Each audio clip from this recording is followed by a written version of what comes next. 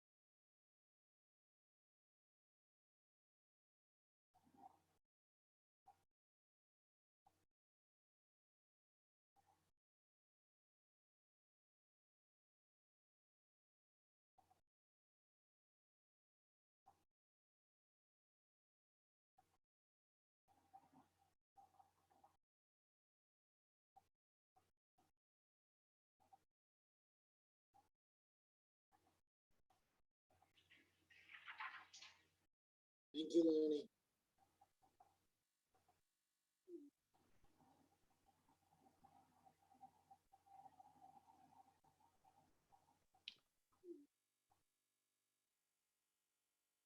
Hey, Tim. Thank you, Lonnie. I appreciate the help. No worries.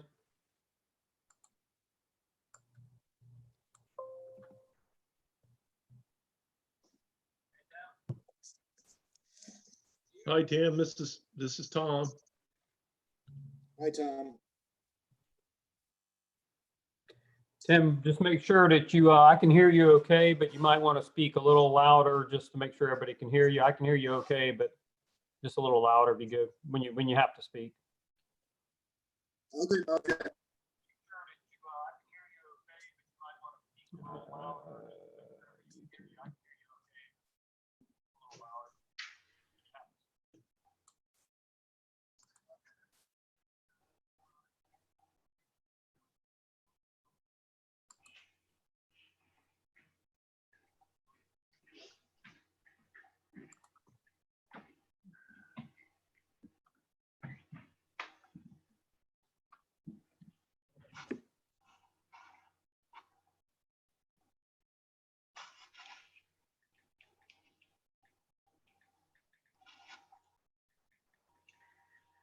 Hello?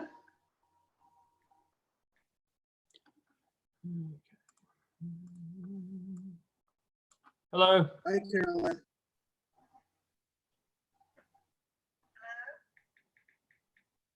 Hello.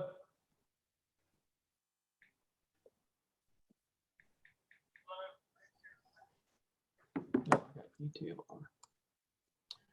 Let me turn YouTube on.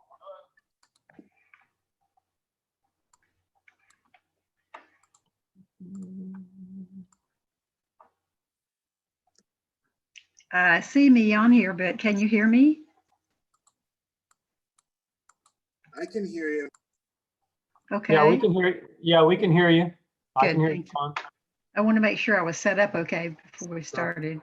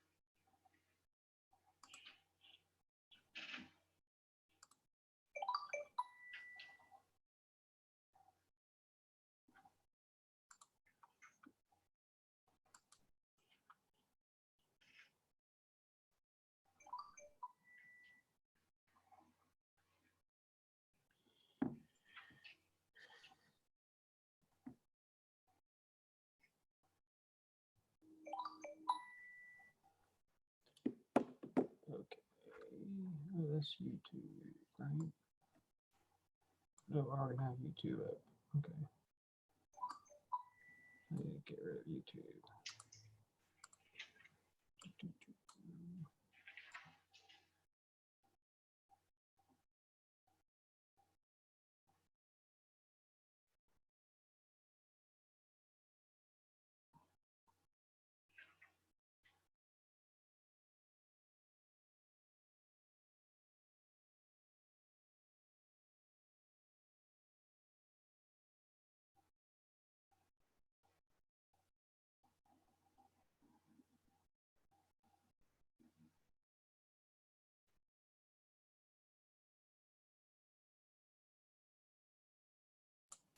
Okay.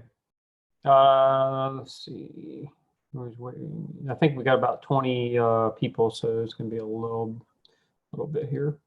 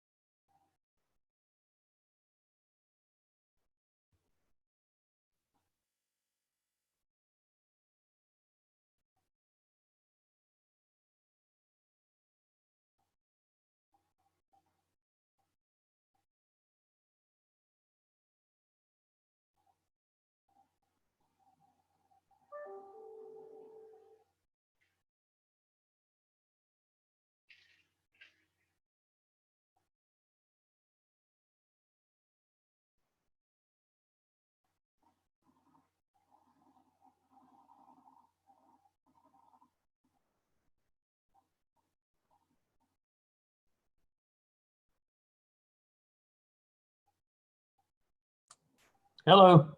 Hey, Bill.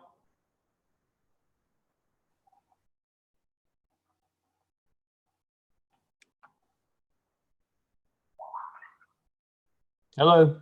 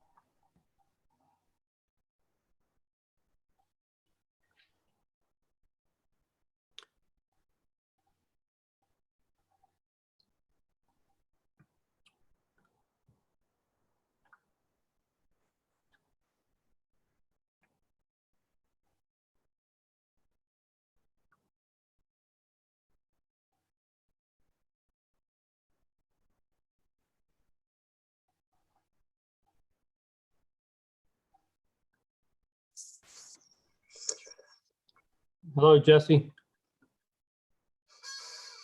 Hey, You got your smile for this morning, didn't you, at the early meeting? what's that? I'll give you the smile for the day. Oh, yeah, I got it. I like it.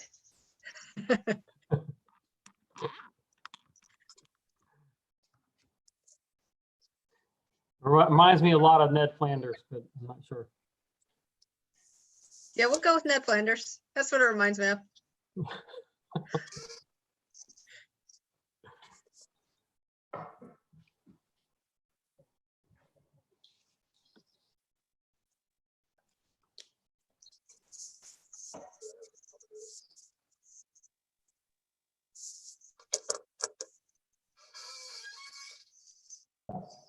Hey, Tim.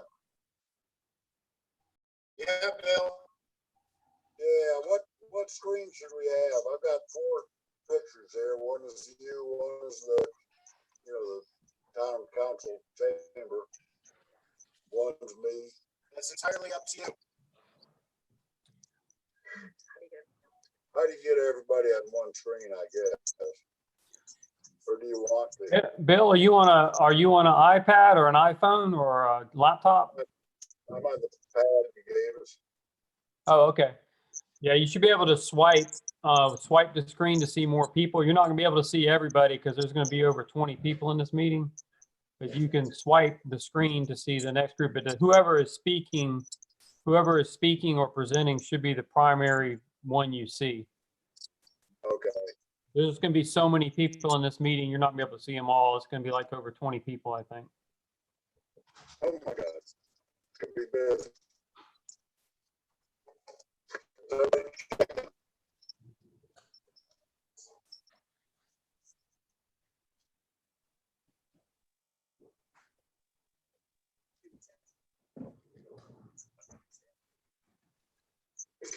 here.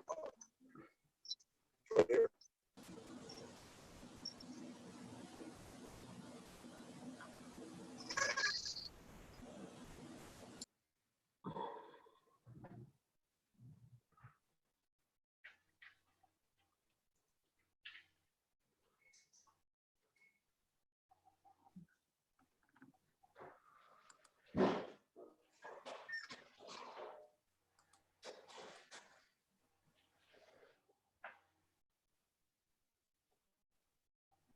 I gotta turn it over and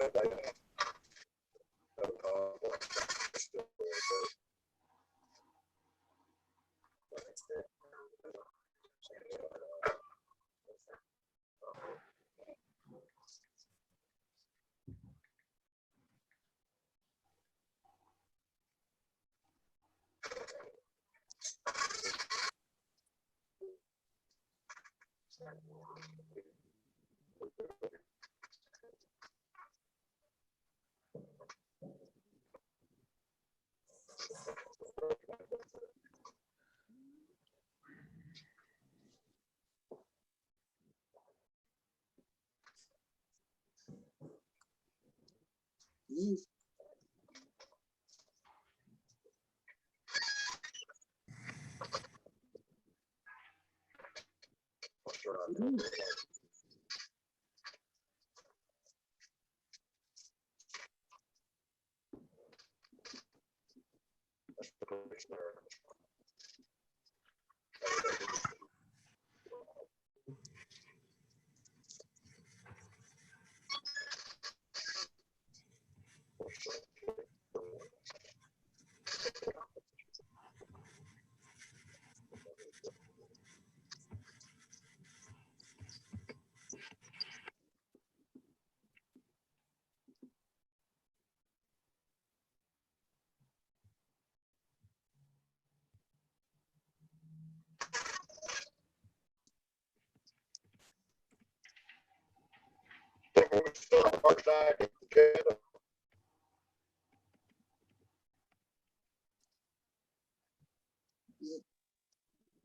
Sorry, Bill, was that you?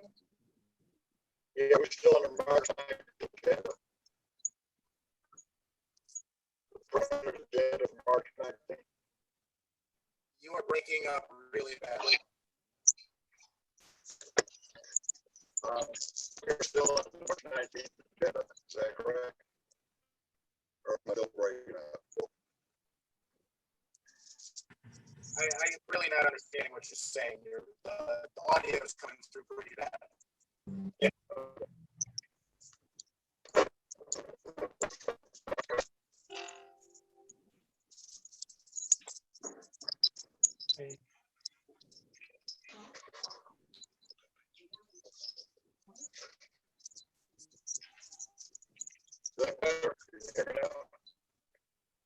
A little bit.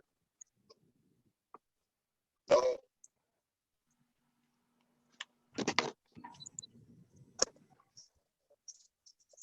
Bill, Hello.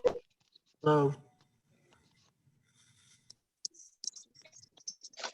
Hello?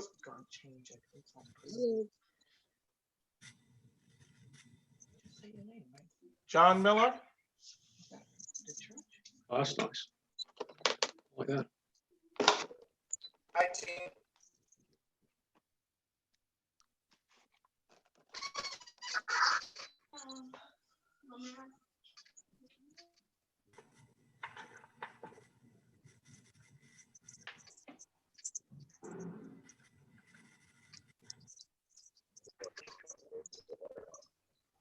Tim, I would suggest anybody using that tablet that we assigned might want to use that for the video part, but they might want to call in on their phone, their cell phone. The audio will be like 100% better. And I can, yeah, the phone number is in the invitation. Let me see if I can pull it up real quick. Showing me. So you want me to do that as well?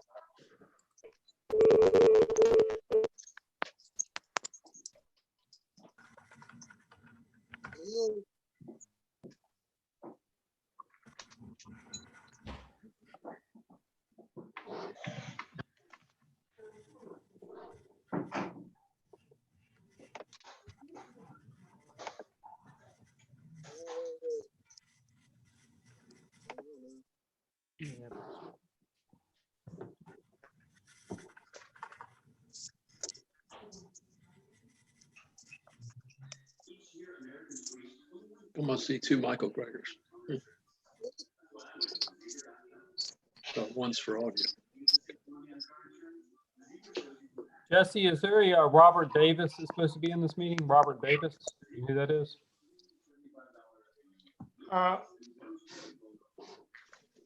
You're muted. Jesse, you're muted. Jesse, you're muted. Yeah, thanks. There's a Robert Davis? Yeah, I think so. For the church, I think the Robert Davis is the engineer for the church. Okay, Yes, he is. okay. Okay.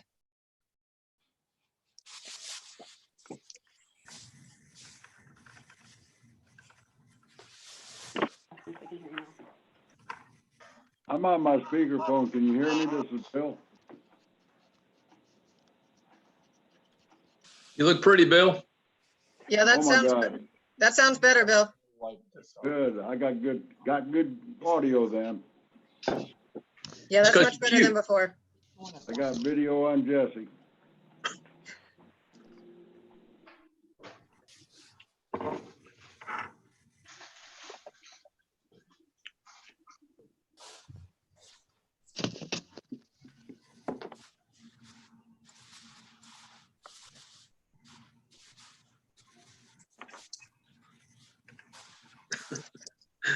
Uh, Okay, have we got PDI on the screen?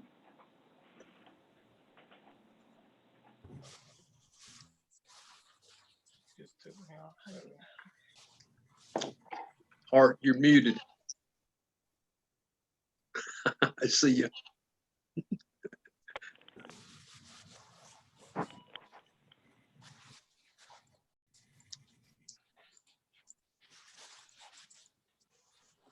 Did we lose Tim?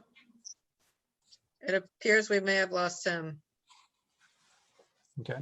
He may have been switching to his phone audio because I know his audio wasn't great either.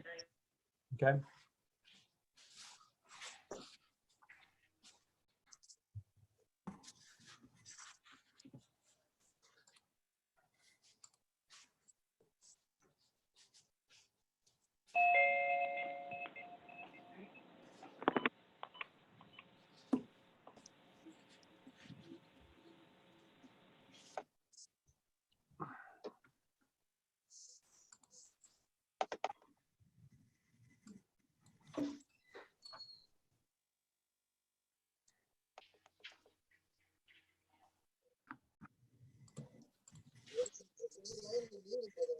It's not recognizing me for some reason. There's Tim. Hey, Tim. Yeah, I had to rejoin with the iPhone. Yeah, 100% better. All right.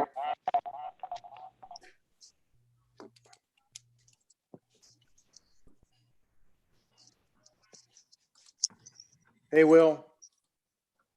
Hey, everybody. Hey. Hey. This is Yep. fun. Yeah, that's what I call it. Man. Cool. Thank y'all for getting this set up. This is great. Well, I don't know that I'd say that just yet. We'll have to see how it goes, Mill. Hopefully it'll be great. You got 27 panelists right now, Jesse. I think that might be everybody, but I don't think everybody has video right now. I don't see a lot of video, but I don't know if they just got it disabled. Okay. Yeah, I'm not super worried about video as much as audio. And if everyone could mute themselves when they're not talking, or if you're not, it's not your particular application up for discussion, that'd be greatly appreciated. It helps reduce the number of echoes that we're getting and no more feedback and things along those lines.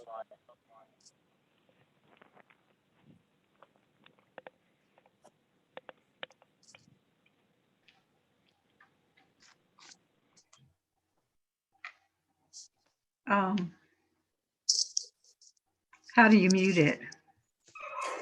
Tap the screen and it should bring up some options on the bottom.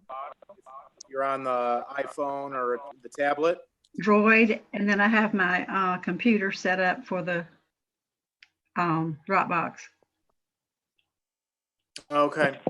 But for the Zoom app, what you're going to need to do is, if you're using that, if you're using that on your Android phone, you should just tap the screen and a little microphone should pop up, and you should be able to just tap that, and that'll mute you. Okay.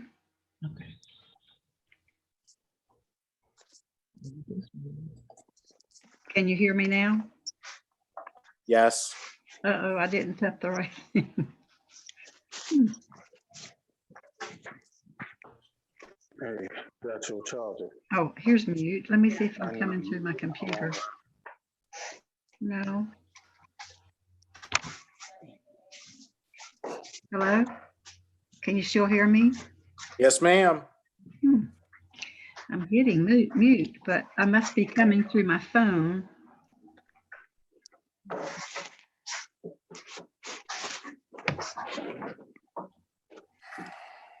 Carolyn, I think you're okay. You don't really need to mute yourself because it sounds pretty quiet where you are. So I think we're fine. You don't have to mute yourself. Okay, thanks.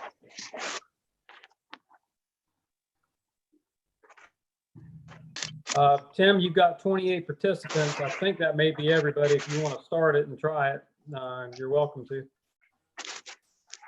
All right.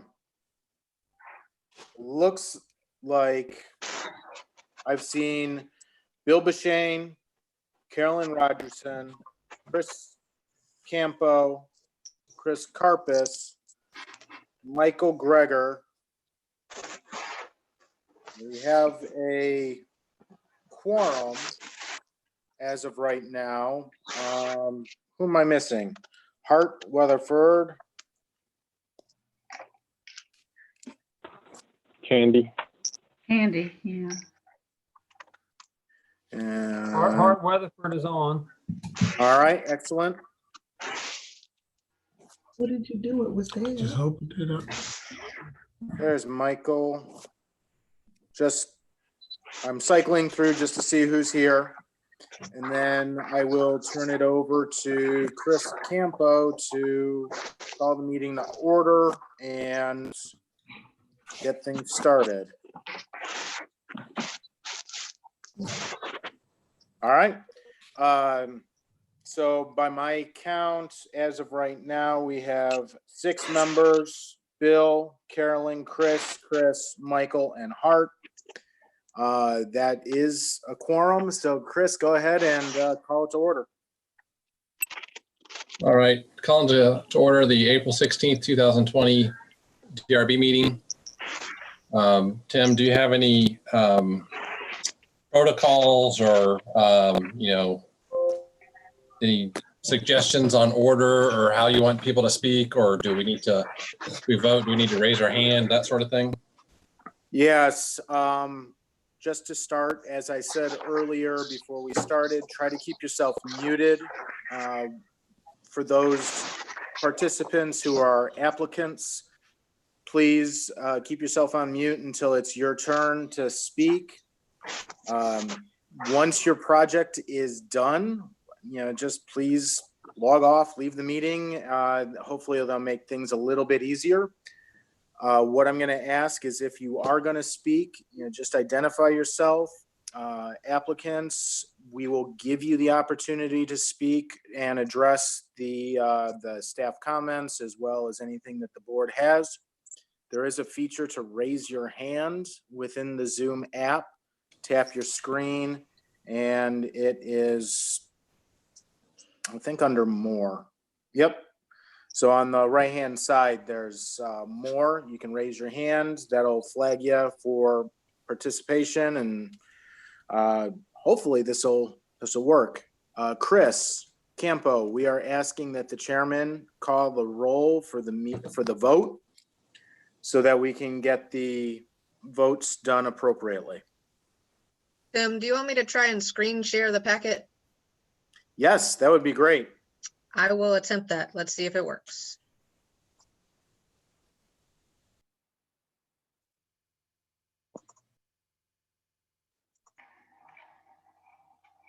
Can everybody see the packet? Yes. Yes, I can see it. All right, awesome. Thank you. You're welcome. Now I'm not sure how to mute myself back. All right, Chris, the first item on the agenda are the minutes.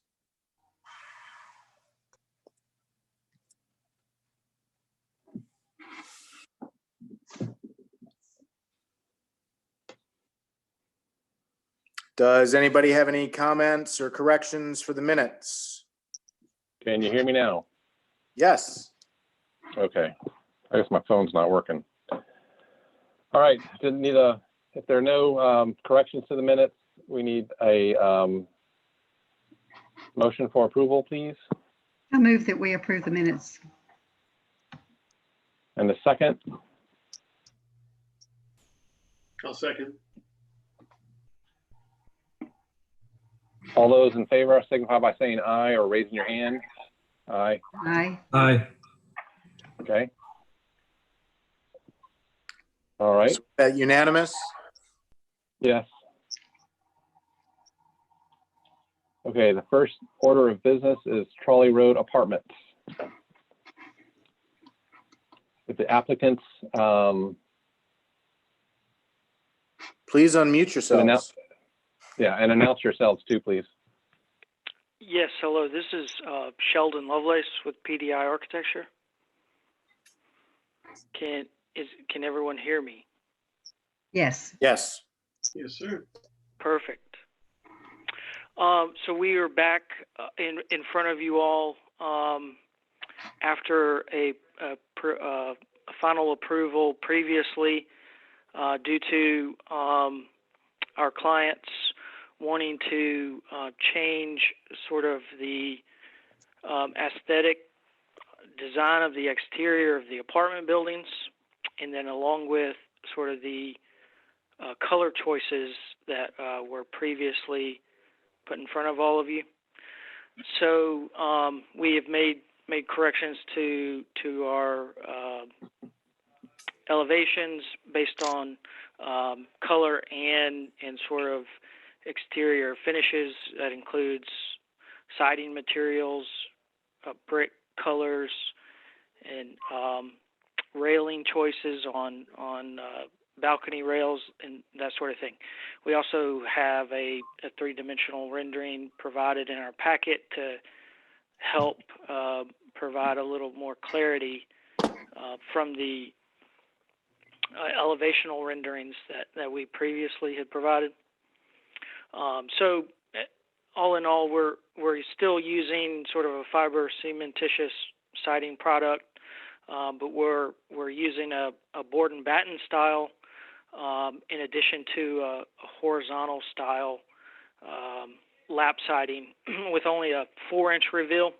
We've added some metal roof aspects to either some sort of bay window bump outs or just window awnings to provide some shading devices, but also to help break up the exteriors.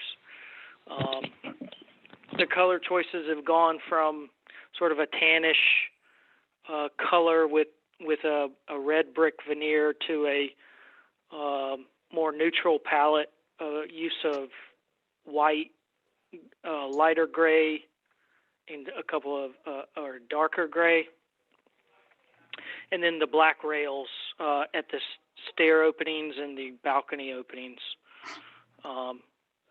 We feel like the black rails and the black fixtures will help to tie the darker roof material, which is like a charcoal colored roof shingle.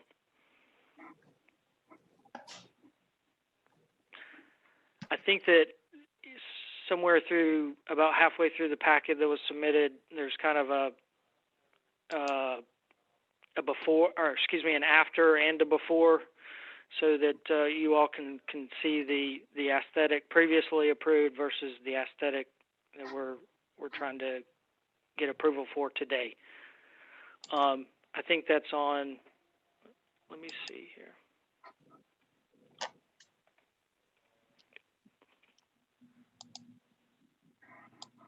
Somewhere around page 27 is where the old package starts versus the new package, which is what we're looking at here today. The aesthetics of the amenity structures didn't change, only the color choices changed to reflect the new colors selected by the client.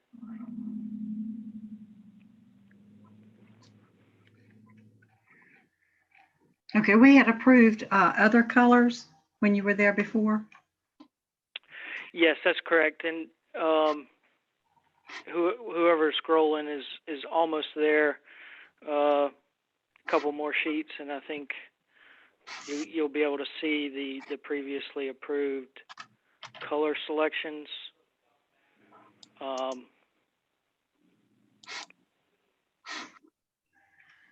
Just a few more sheets. You went from the beige to the darker grays and. Yes, there's some of the previous colors there. Okay. So the incorporation of some metal, similar to what we were using on the amenity structures, on the new color scheme. Yeah, those are the new color choices there showing on the screen. The ibis white, the network gray, the iron ore, and then black rails. The brick veneers, General Shell Cortez is kind of a lighter color scheme, and then the metal roof is a sort of a medium gray with the darker charcoal shingles.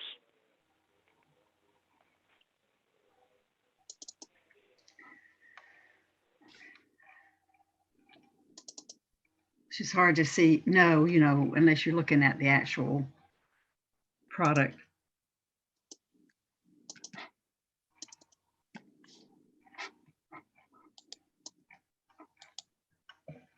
Do you want me to go back to the 3D rendering at the beginning that shows the colors together? That might be a good idea. Okay.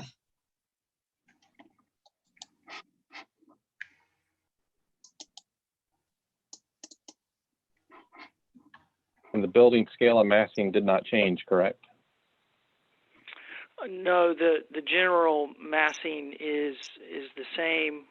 We've just added some sort of aesthetic pieces to help give a little bit more pop and emphasis to the structure.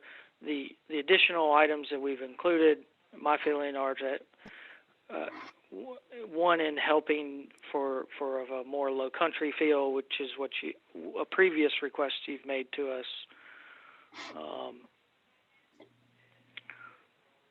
But overall, the massing is the same.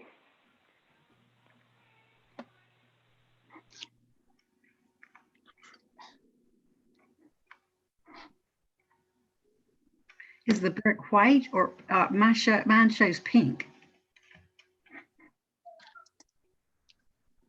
I'm sorry? On my screen, the brick looks like it's pink. Well, it's got some reds in it and some lighter sort of tones. On a panel, a sample panel from the manufacturer, it does not appear to be pink to me. Okay, good.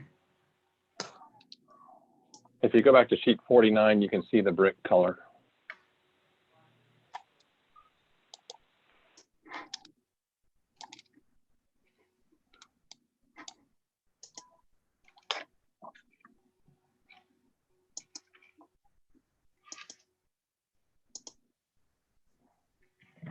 Does anyone need to see the brick color? Well, looking at it here, you can't really see what it is. You need to see the product. But who's driving these slides? Is it Lenny? It's Jesse doing it right now. Okay, Jesse, if you go back to page 49.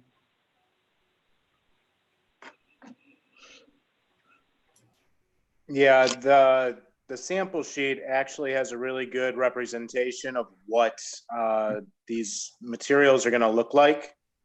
Is there any way you can zoom, Jesse, on the corner?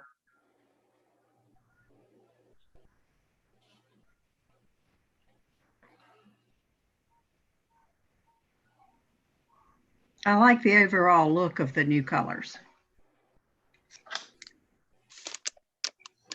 the grays. And for what it's worth, on my screen, I think it's more true to color, and the bricks are not white. I would say they're, I don't know what color that is. Yeah, they have a little bit of tan in them, but there's a little clay color in it as well.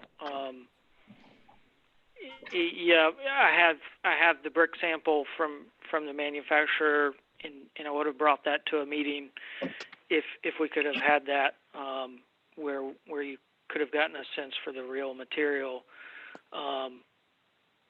But I think that if you were to Google reference General Shale Cortez 6024, you could also get a realistic sense. But this came straight from their website, so hopefully it's a semi-accurate depiction of the true color. Sheldon, this is Will with Cypress. You know, we're the civil for the project, but the color changes, I think, and Sheldon, correct me if I'm wrong here, most of the exterior aesthetic is coming from the owner and desire from a recently completed project in Savannah by the same end user that the buildings just turned out excellent, and they wanted to try to match some of that color palette and brick to be similar to that. And if that is the case, I do have a picture, a finished product picture of one of the buildings in Savannah. I don't know if I'm able to share my screen, but Sheldon, if that's true and I'm able to share my screen, that might be a little helpful to see the actual finished. Yeah, you should be able to share your screen, Will. There should be if you tap your screen, there should be a share screen button there, and I'll stop sharing Jesse's for a second. Okay. I stopped mine. Okay.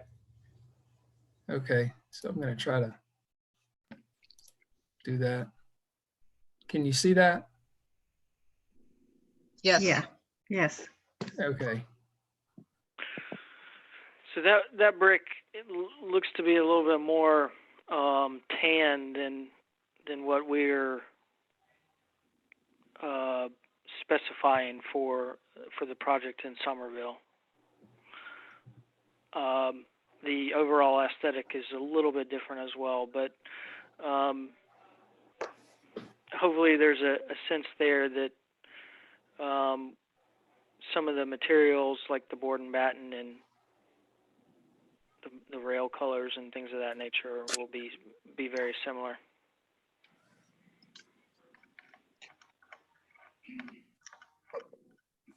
Are there any other comments outside of brick or does the applicant have any more to add? No, not unless there are any questions that I can help answer.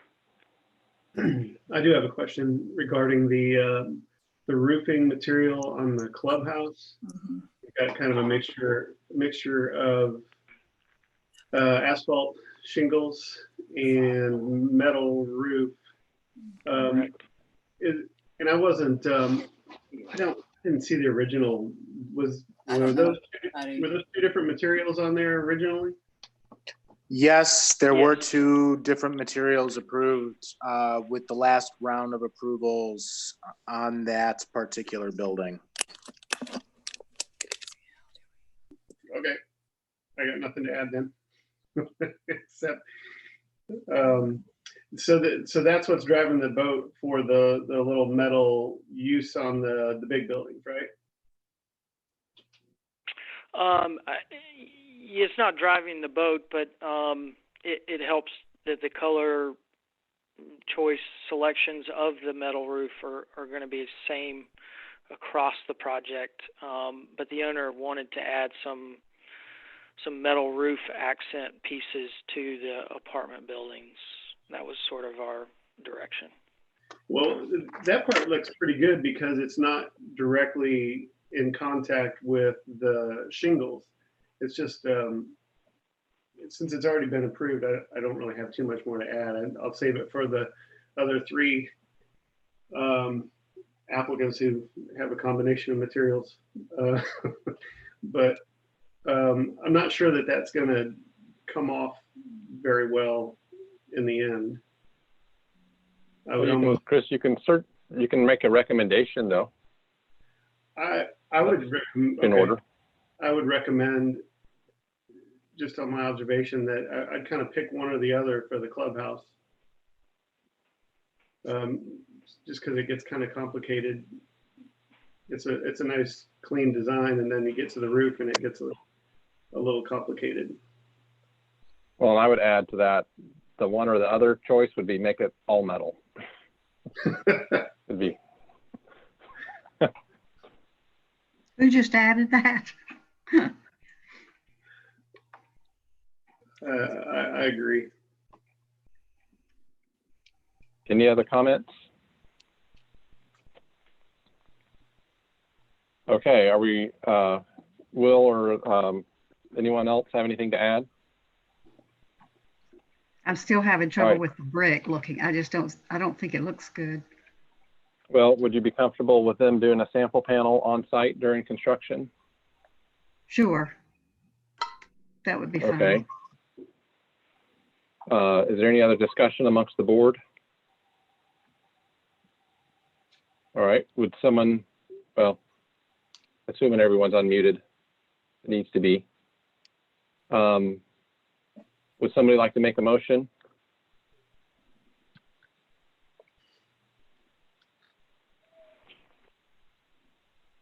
So don't speak at once.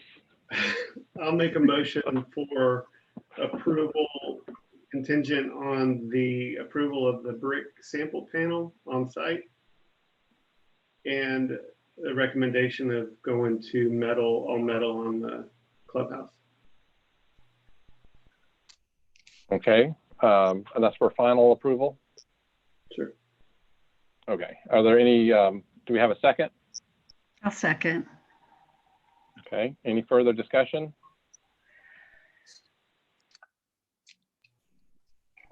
All right, hearing none, we'll call for the vote for final approval with conditions. All signify by saying aye and raising your hand. Aye. Aye. Aye. Aye. Any opposed?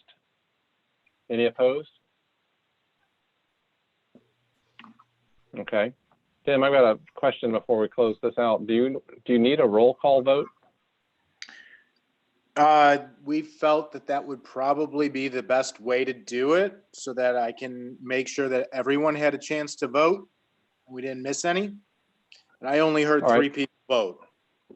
Tim, could you call out the names and then we'll vote in order? I can do that. So let's start with Chris Campo. I vote in favor. Carolyn Rogerson. In favor of it, yes. All right. Chris Carpus. In favor. Michael Greger. Michael is muted. Oh, there he goes. I think he raised his hand. I can't hear that. So, Michael, was that a yes? Thumbs up or thumbs down? He just said yes.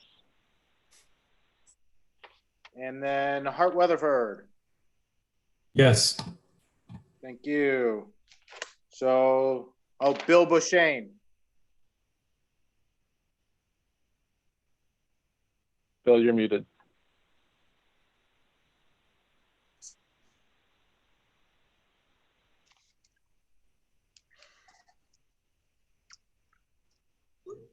Now you're not. Go ahead, Bill.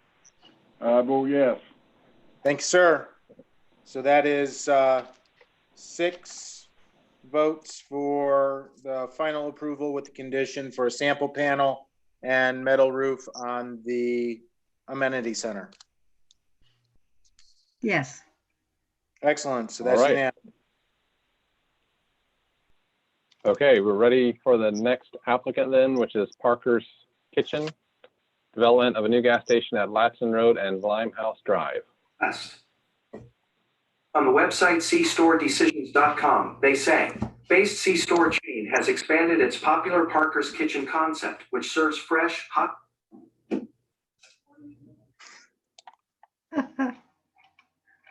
All right. Let me prepare my automated response. That's interesting. That's the first time.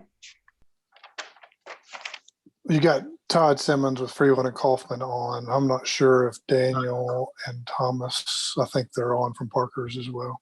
Yeah, you got Thomas Matthews here. I don't know why I signed in through the link Todd Simmons sent me. It's saying I'm Tim McCall as well, Tim. So I'm not trying to steal your Excellent. identity, but I was trying to figure out why I was on there twice. Yeah, it told me not to share the link, but I did share the link. So. And Tim, could you, do you have any staff comments you want to review first or history?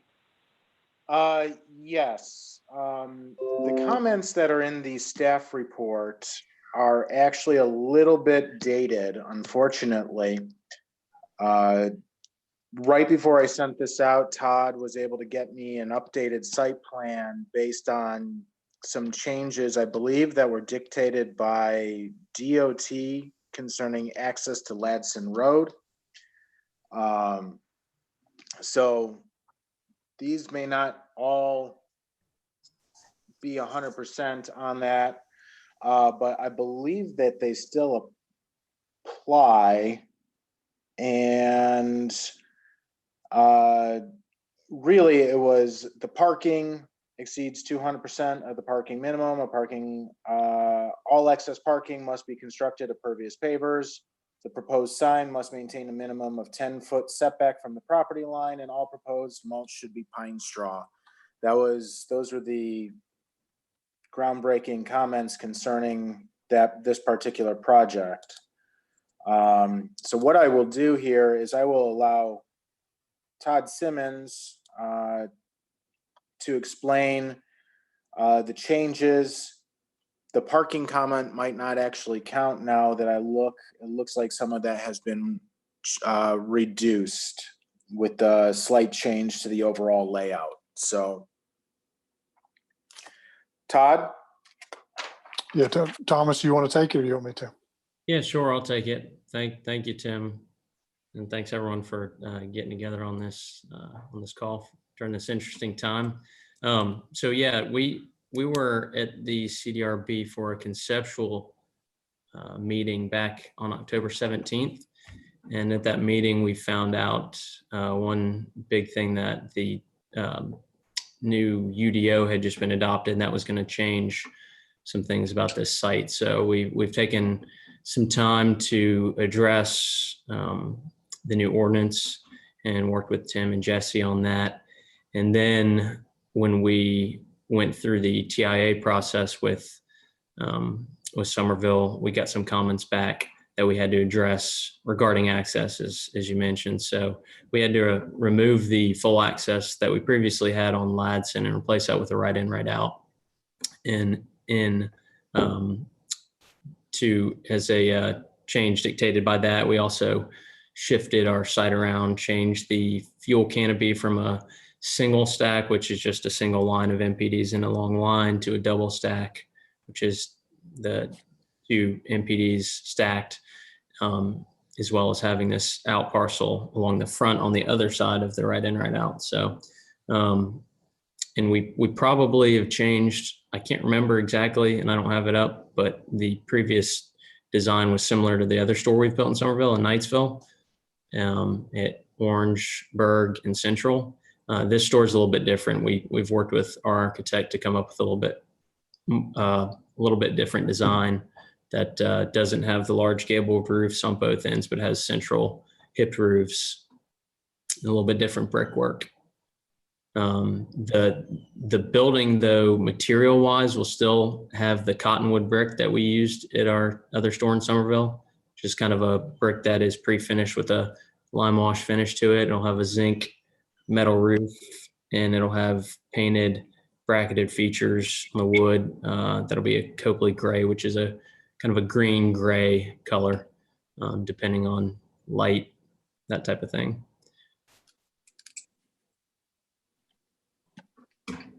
We are also still showing a pavilion type of structure on the side of the building. It's more of a pergola now. It doesn't have the hipped roof on it. It's just more of a pergola with brackets along the top. There should be, that should be included in the rendering or the elevations we provided.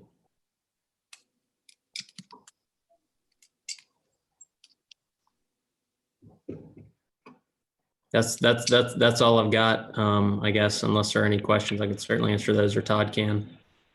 Well, let's go in the order of the drawings, I suppose, which has got site first. And if you stop on that sheet right there, the landscape plan.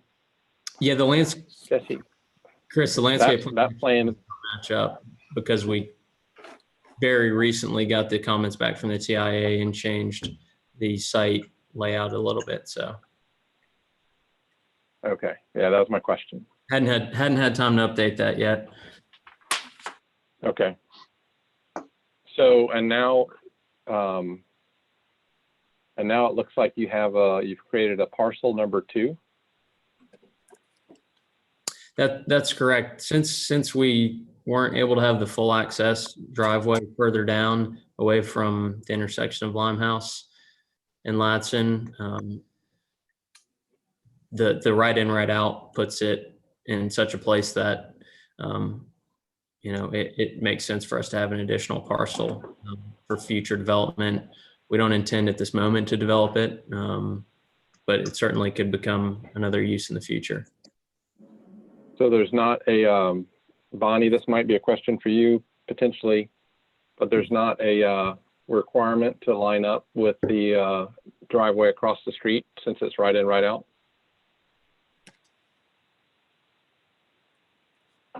If you scroll to the bottom of that drawing just a little bit. Okay. All right. Can you hear me now? Yep. Okay. Yes. Originally it did line up with that neighborhood across the street, but DOT wanted the right in, right out. So I don't know if they had a specification that it needed to be across or not.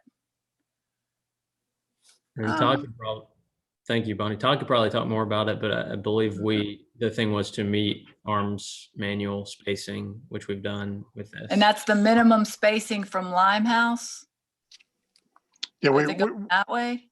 Yeah, we believe that for a right in, right out, we meet the required spacing from Limehouse since it's a right in, right out. I think the DOT comment was, I don't think they were requiring us to move it. They were going to let us leave it there, but they also said that they weren't going to require us to build a median out in the road. So you were going to somehow have to build some really funky island to be able to keep people from not using it as a full access.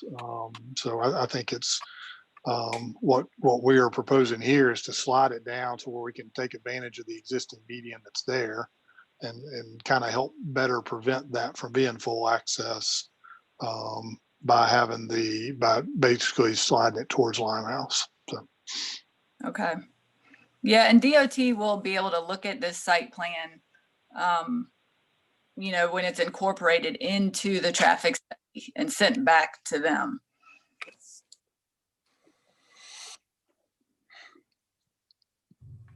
Okay, so I guess the approach we should take is we'll leave that between the appropriate parties, you, DOT, and the applicant. Okay. Yeah, it's all kind of happened at once. We didn't have a chance to address the TIA yet at the same time as this meeting coming up.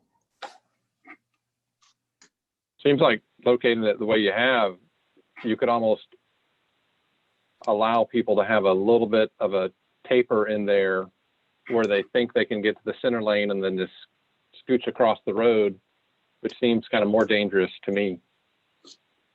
Seems like it'd be better if it lined up. That way they wouldn't have an opportunity to go right across the intersection. But I'll leave that up to staff, you, Bonnie. So. Yeah, okay. All right. Art, you got any comments on site or anyone else? Yeah. Well, I have a question. The proposed stormwater facility, is that intended to be just for parcel 1 or for parcel 1 and 2? Yeah, I think originally we had looked at maybe doing a regional facility, but I think the plan now is that that facility will just be well, it'll be to serve parcel 1 and 2, but I guess we have 2 parcel 2s now. I see that, but it will not be to serve the future development, the 3.5 Right. acres. The 3.5 acres will need its own when it develops, but that parcel would develop the kind of the front part that Parker's Kitchen's looking at. So when you go to do your subdivision plat, there'll be, I guess, some sort of cross-access agreement or cross-drainage agreement between parcel 1 and parcel 2. Yeah, I think, and Tim, maybe correct me if I'm wrong, but Tim, I think the town wanted the access connection. And that's why we show it, I guess, showing access there. So I'll probably let Thomas speak to how that agreements will work. Because ultimately, yeah, I think they'll probably need to flow through us, and then obviously there is access. So What I can say is that the UDO does require that developers provide that cross access for future development so that the number of access points on roads can be reduced.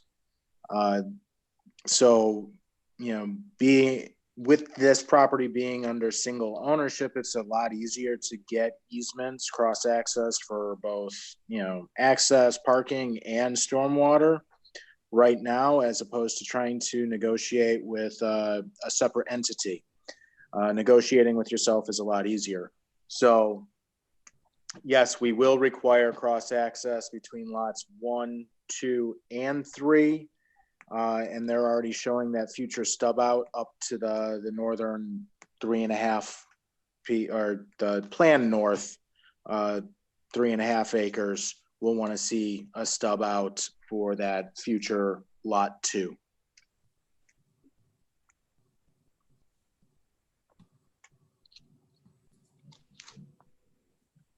We can do that. All right. Any other comments on site-related issues? Yeah, I'm sure you all saw the comments from staff about needing to tie in the sidewalks to the, to Latson Road and Limehouse. And if it wasn't, I think there's probably a requirement that the sidewalk be extended down the length of Limehouse Drive too, on your property. I mean, yes, that's your correct. Property. Yeah. The part that is being developed now should have a sidewalk across that entire frontage. On both streets. Yes. Yeah. It's already on one of them, so. yeah, understood. Yeah. And then I'm going to just mention a couple things on landscape, just because I've reviewed the old landscape plan. Just for next time is make sure you have canopy trees in your end islands. There was a couple that were missing, and I'm not quite sure the ordinance was met on canopy trees. And really, if you can't put the canopy trees in the buffer because there's an utility easement, then you need to move the development out of that utility easement so you can put your required landscaping in. Just take a look at that. And then I noticed that foundation planting was missing along the Limehouse Drive side. Didn't see much there. And it just seemed like the landscaping was sparse. And it was, compared to the building looked like it was designed with intention, and it's got some good design principles. It looks like the landscaping was just kind of code minimum without really thinking through the design. And I think part of the UDO purpose was really to promote good design, and it's more like it's kind of code minimum. So I'd like to see planting that relates to, like, say along Limehouse Drive, planting that relates to the building, whereas the one I reviewed, it doesn't relate at all, should be centered between columns or pilasters or that sort of thing. So just kind of keep that in mind as you move forward, please. Any other site comments? I do have a question though, Chris, for you. Yes, sir. along the front there, if we cannot, do you know what the ordinance requires as far as spacing goes for canopy trees along right away? Well, I think it's written on the landscape plan, actually. Sorry, I'm not on that sheet. I'm looking for it. It says a minimum, and you have to verify this with staff, but minimum of 6 large maturing trees and 40 shrubs for each 100 linear feet. And that's just, and I don't know the intention behind this, but that is not shown as far as I can tell.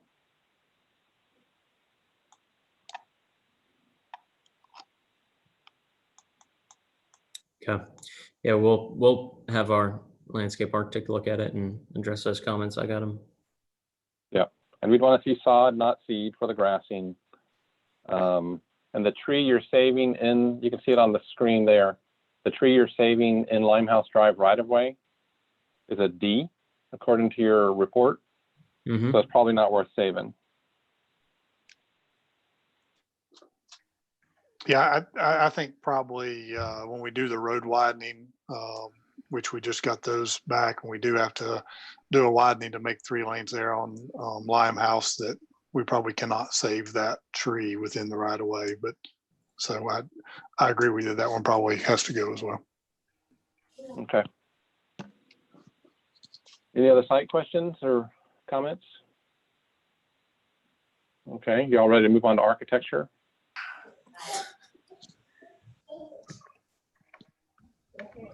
Ready. Do you have anything you'd like to, I'm sure Jesse is moving up there now, but anything, what's the design intent? What is your goals? What's the general massing? Anything you'd like to explain about the buildings? Yeah, thank you. We, again, you know, in having this new design, I say just different than what we've built in Somerville before, was to again look and reference Southern vernacular architecture. We've got a detail in the brick above fenestrations on that flank, the central tower there with that sort of diamond pattern. Everything's kind of cool. It's a little more, I don't know if it's vernacular or what you want to call it. It's just different. I don't think you see it a lot. Not on commercial buildings, or maybe historically commercial buildings you'd see it. But again, cottonwood brick on this, you know, keeping the niches on the front and rear of the building to address Limehouse. We want that to have a nice street presence as well. Obviously, having the central hipped roof gives some, I think it gives some structure, and massing to the center of the building with the height and roof structures there. Again, materials are all pretty much going to be the same. We want to have the pergola on the exterior of the building too, to sort of show that, I mean, to us, to our industry, that sort of signifies we have food, and we want people to come and get food and eat. So I guess that's probably about it with this design. We like it, and we think it's a good alternative, if not better than the store we built in Niceville. A little more, I guess, low country in my opinion. Okay. I'm kind of waiting to knock that off. All right. Any comments from the board? Well, I love the store that you built in Knightsville. And I can't recall exactly how that is different, but this one looks good too. So I'm good. Bill, you have any comments? I would add the brackets that are shown on the building. I would put those on the canopy column to roof connections too. Other than that, that's it. Yeah, I'd agree with that. I think that the canopy doesn't, the building looks good, but the canopy looks like it's kind of a standalone thing that doesn't really seem to tie in with the building. Yeah. A good comment. The screen I'm looking at right now looks like that's being shared. That appears to be the single stack canopy. Just want to make sure we're looking at, yeah, that I'm not sure if the new one got added into the slide. show.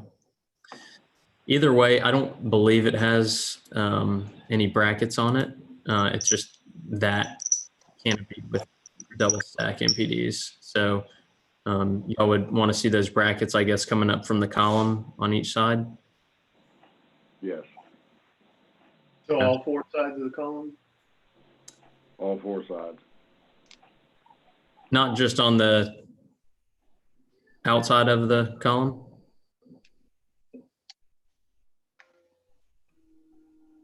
No, I mean, each column, all four sides. They wouldn't have to be as large as the ones on the building. You want it to be able to maintain clearance, but just to make it look like you got a little more stability with canopy to column connection. Okay. We had done something similar to that on another store in the city of Charleston, but it wasn't on all four sides. It didn't sort of wrap around the column. It was just sort of on each side, sort of and going up to sort of another beam looking element. So it almost had the effect of sort of like a timber framing look underneath the canopy. Maybe that's something we could just work on and present y'all at the next one. Yeah, that sounds good. I have a question about the detail over the windows. Is that a different brick color? Is that what you're using, or? I don't have a detail on it exactly, but I asked our architect's not on the call, but he did send me some pictures of it. It's more like a where the brick is actually left out in that space, so it's a void, so it creates some, just like an opening there. To where? Sorry. But behind it would be CMU, so it could be painted in that area. I mean, we could paint that specifically to just be kind of shadow, like a darker version of what the brick would be. Kind of creates a shadow effect, some texture on there. Sure.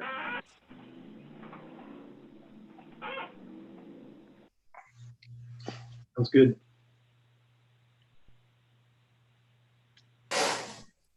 One thing we consistently ask for is we want to make sure that the mechanical units are screened by the parapet wall.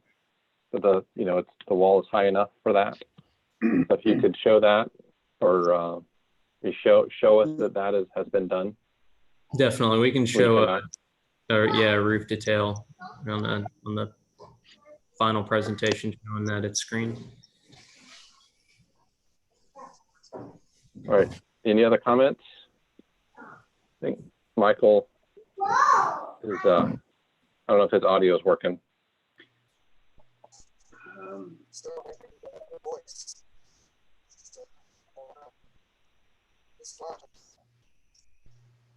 Okay, I can't really hear Michael. All right, are we ready for a motion?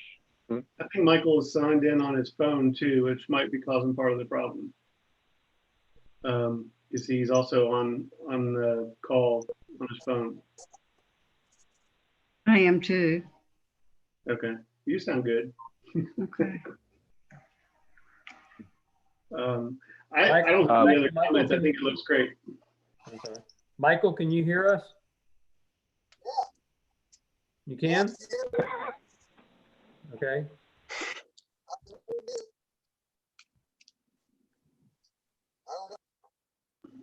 Tim, he's probably on that same tablet that you have. We can't use those tablets anymore, I don't think, for the Zoom. Yeah, unfortunately, I think they are just lacking on their ability their microphone is probably terrible. Everything else works great on it. The microphone is terrible. That's correct. Okay, well, they're asking for preliminary approval. Would someone like to make a motion?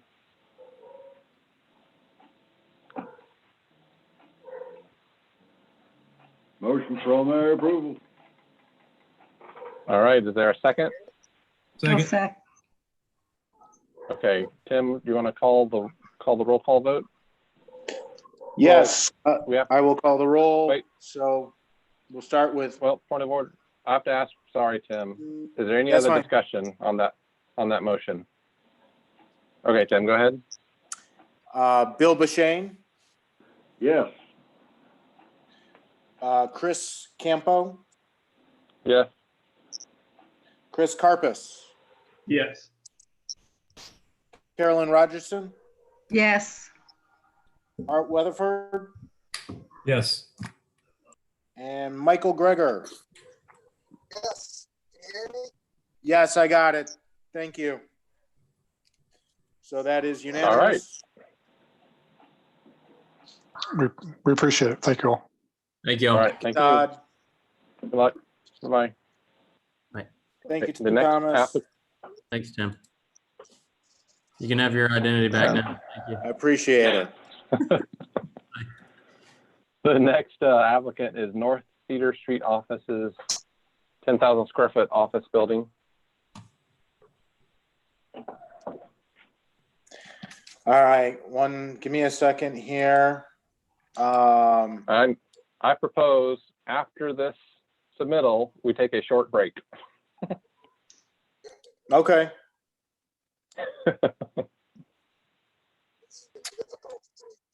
So this is another one that has taken a little bit of time to come back to us.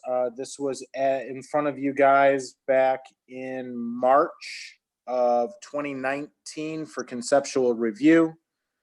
Obviously, subsequent to that submittal, the UDO has been adopted and the applicant has made some changes to the plans to actually meet those requirements.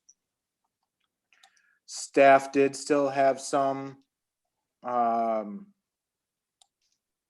comments concerning the placement of the handicap parking spaces. We felt that those should be removed, and alternative location for the handicap parking be identified, with it being on the right-hand side. As traffic comes in, handicap access would require that they cross that incoming traffic, and just felt for safety that it would be better not having to cross that particular spot. One thing to note, this is in downtown mixed use. DMX does not have a minimum parking requirement. They are meeting the requirement that parking be placed behind the building because they've moved the building closer to the street to meet that front maximum setback. Staff recommends no more parking than is required based on the use.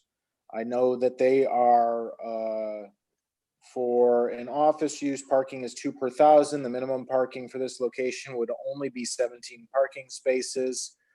In conversation I had with the applicant, prospective tenant is more along the lines of medical office. So I'd have to redo the calculation for a medical office building.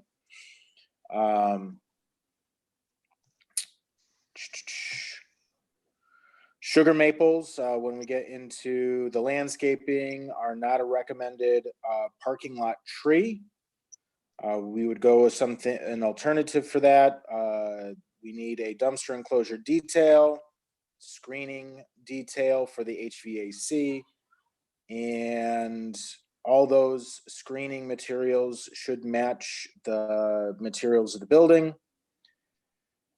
We had mentioned this previously, and the applicant has provided documentation that they had requested cross-access with the Crestcom Bank next door for access on the backside. They have turned down that request. I do have that documentation in my file. I was not able to add it to the submitted packet. As far as the building goes, the first floor does not meet the 65% facade transparency requirement. It is closer to 21%. And the second floor does not meet the 30% facade transparency requirement. It's also at 21%. And that is the end of my comments on this particular proposal. All right, if the applicant could state your name and then tell us what your kind of design intent, what you're trying to do here, please. Okay. And I think on this Hi, one, I think on this one, maybe we should start with architecture, but you tell me.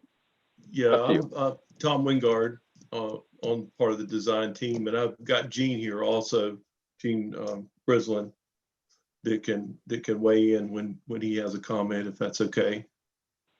Oh, and if you would also state your role in the project, if you're an architect, a builder, or that could be architectural helpful. firm. My lead architect's not in on the meeting, and Gene is the site planner. Site plan Civil engineer. and structural. Yeah, we presented before the UDO and still like our original design, but we made changes to try to incorporate the UDO and to also keep in theme with the properties that are surrounding that parcel, since it's an infill parcel. And I've got a pretty detailed photograph of in all directions of that site towards Crestcom Bank. And I can maybe if I could just address each one of the staff comments, would that be just kind of run through them? I think it'd be better if you talked about design intent of the building first, rather than getting into the original minutia design of the staff intent comment. was to keep the building along the lines of what is out in that area. The Crestcom Bank has more of a residential conversion style look to it, even though it's a new building. So at our Five Loaves next door also is a residential. yeah, they're a couple of doors down. I think there's a healthcare provider, like a home healthcare provider, just to the right of us, which is also a residential conversion. So we did not have any tenants when we first proposed. We currently have a tenant for the downstairs that's under contract, and they are not necessarily a doctor's office, but they're behavioral health. And they have a staff of 9 and a potential client load of as many as 12 patients for therapy, with people that would be waiting and that sort of thing, which is what is that? That's potential 21 spaces just for the downstairs suite. So we're trying to design with that in mind. Our main entrance is on the front, and we pulled the building within the UDI guidelines towards the front.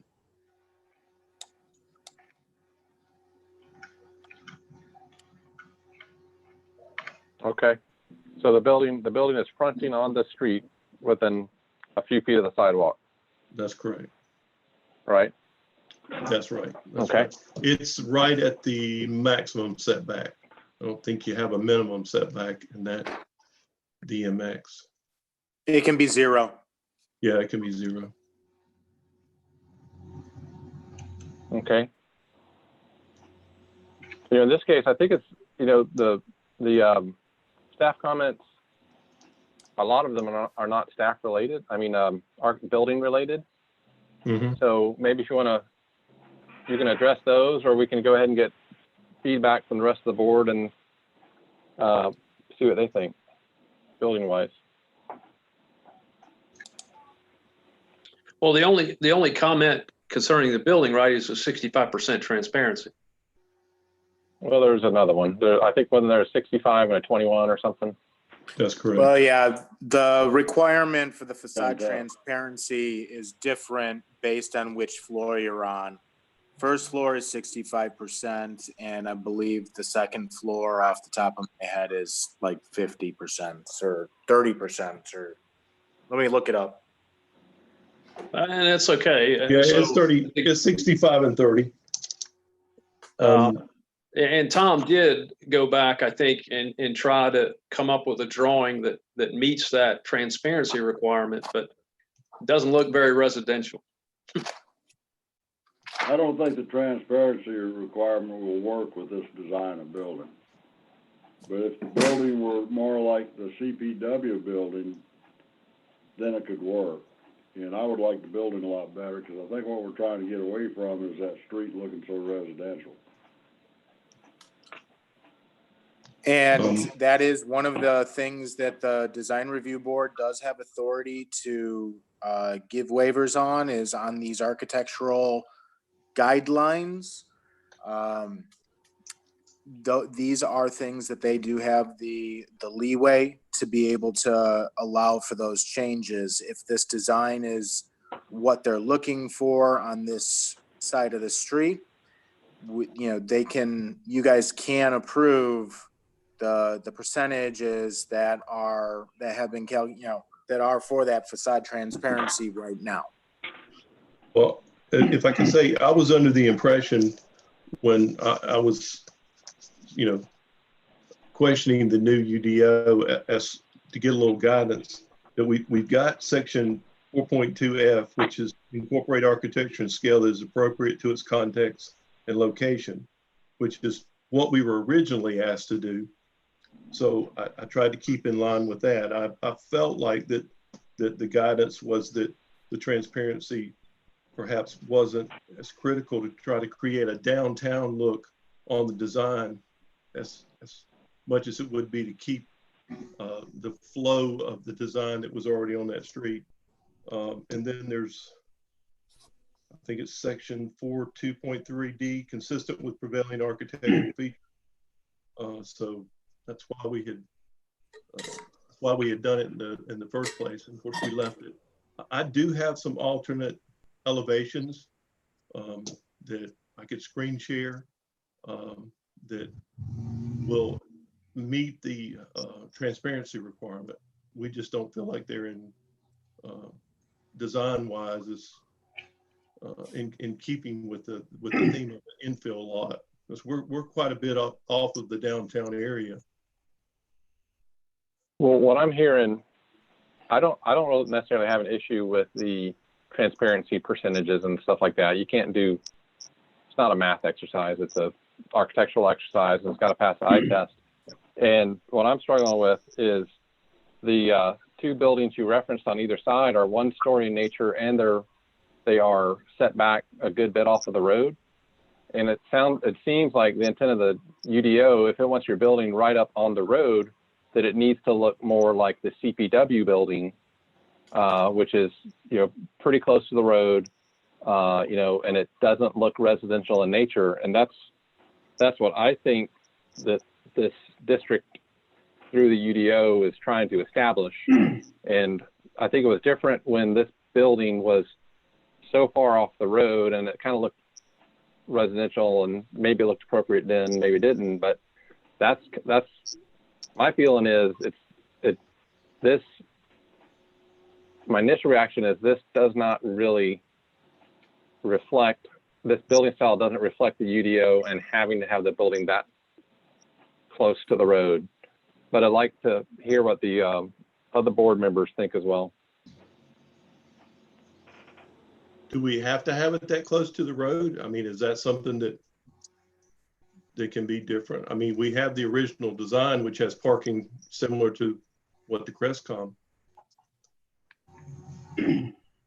I think my concern about it is that it's trying to take on some of the qualities of the residential look around, but the scale and mass is so at variance with the scale and mass of the actual residential looking buildings around it, is that it looks out of place. And it's like 2 pounds of residence in a 20-pound bag. It doesn't, it's just too, it's too massive to come off like it's reflecting a residential look.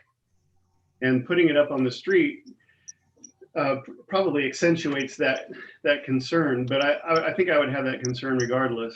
I'm not really concerned. I agree that the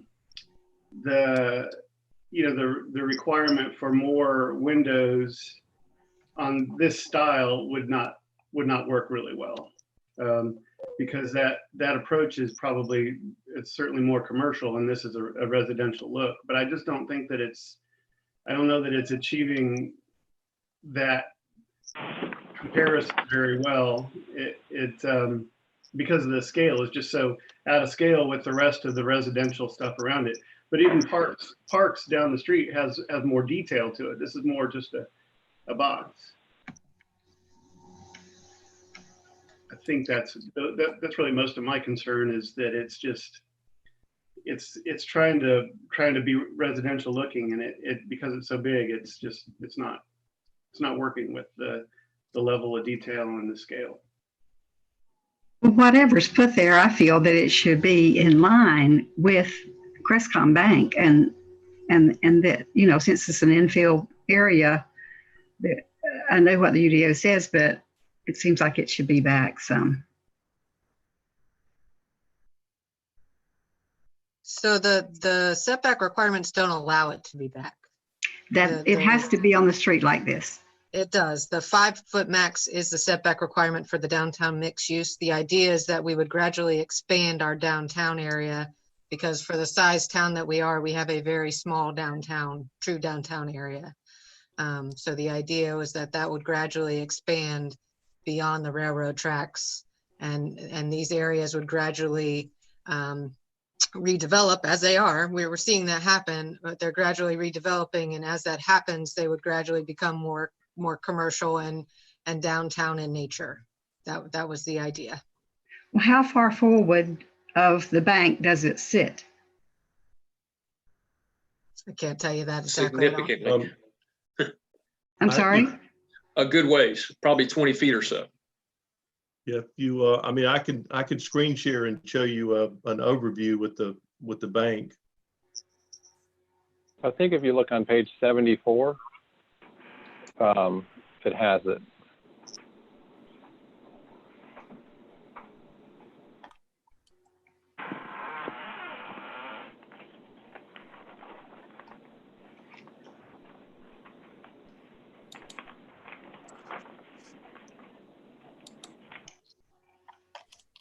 I mean, it looks like this building is 60 feet forward of Crestcom. If the parking lot is 60 feet of the Crestcom building, you know, this one's parking and drive aisle 62 feet, 61 feet. Yeah, so you're at least that. Yeah. And there's no leeway in the UDO as far as infill sites like this. I mean, there is some leeway, but I mean, the idea behind the UDO was to create more of a downtown like to this area. You know, you get that with the CPW building across the street. While Five Loaves is a little bit further back from the street, they do front the road. Their parking is to the side and behind. It is not in front of the building, even though it is an existing building. Well, and there's a building between this one and Five Loaves. It's kind of a right. This one right very here. small cottage. Yeah, that'll probably be torn down at some point, and you know, somebody will put something on that site as well. Right, and at that time, that building will be brought up as well. So I mean, that's the idea. Eventually, all the parking would be behind rather than in front of the buildings, to create more of that downtown feel and the pedestrian scale to that road. In the meantime, it's just going to look kind of awkward, I think. And maybe it may look a little awkward for a little while, but a long while, not a little. Yeah, a long while. We'll be gone by the time it changes. Yeah. But I mean, I agree. I think the CPW building was really kind of set the standard for that street, as far as I'm concerned. And I think the building, I would like to see an attempt to make it look more in keeping with that, and with keeping with the UDO, and kind of look like an urban building with brick that properly addresses the street. Well, I don't think wouldn't that that, a residential style does. would something rather than residential look better on the street if it reflected the CPW building? If you're trying, if we're trying to reflect that, then a different type of building would look better there? Correct. Or to me, or a building that is smaller and looks residential. But right now, it's just a massive building that doesn't look residential because it's so big and it's right up on the street. Right. Yeah, I don't think it needs to necessarily, like architecturally, it doesn't need to look like the CPW building. It just needs to be more commercial. Right, I agree. That looks more commercial for the size building that it is. It's just trying too hard to look residential, and it's not very successful given the scale. And it's accentuated by the fact that it has to be so close to the street. That's all working against it, I think. Very true. That's true. Yes, in a different context would be better, but in this context, it doesn't seem to fit. Michael, were you going to say something? No. A little, barely. Barely, yes. Really? Wow. Well, it is certainly a large residential style building, and I think the land is carrying in that sense. I would be in favor of a more commercial building in that area myself. That makes sense. Can you hear me? Not well enough. I think you said he agreed that it should look more commercial in nature. Is that correct, Michael? Okay, that's what I thought I caught. I agree with that. That's fine, but I don't know why you can't hear me. I don't know.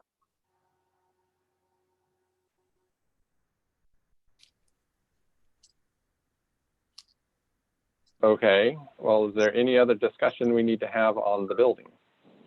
And does that, y'all tell me. No, that's enough. Okay. Redo it. And there's no point in discussing the landscaping until they redo the building. Correct.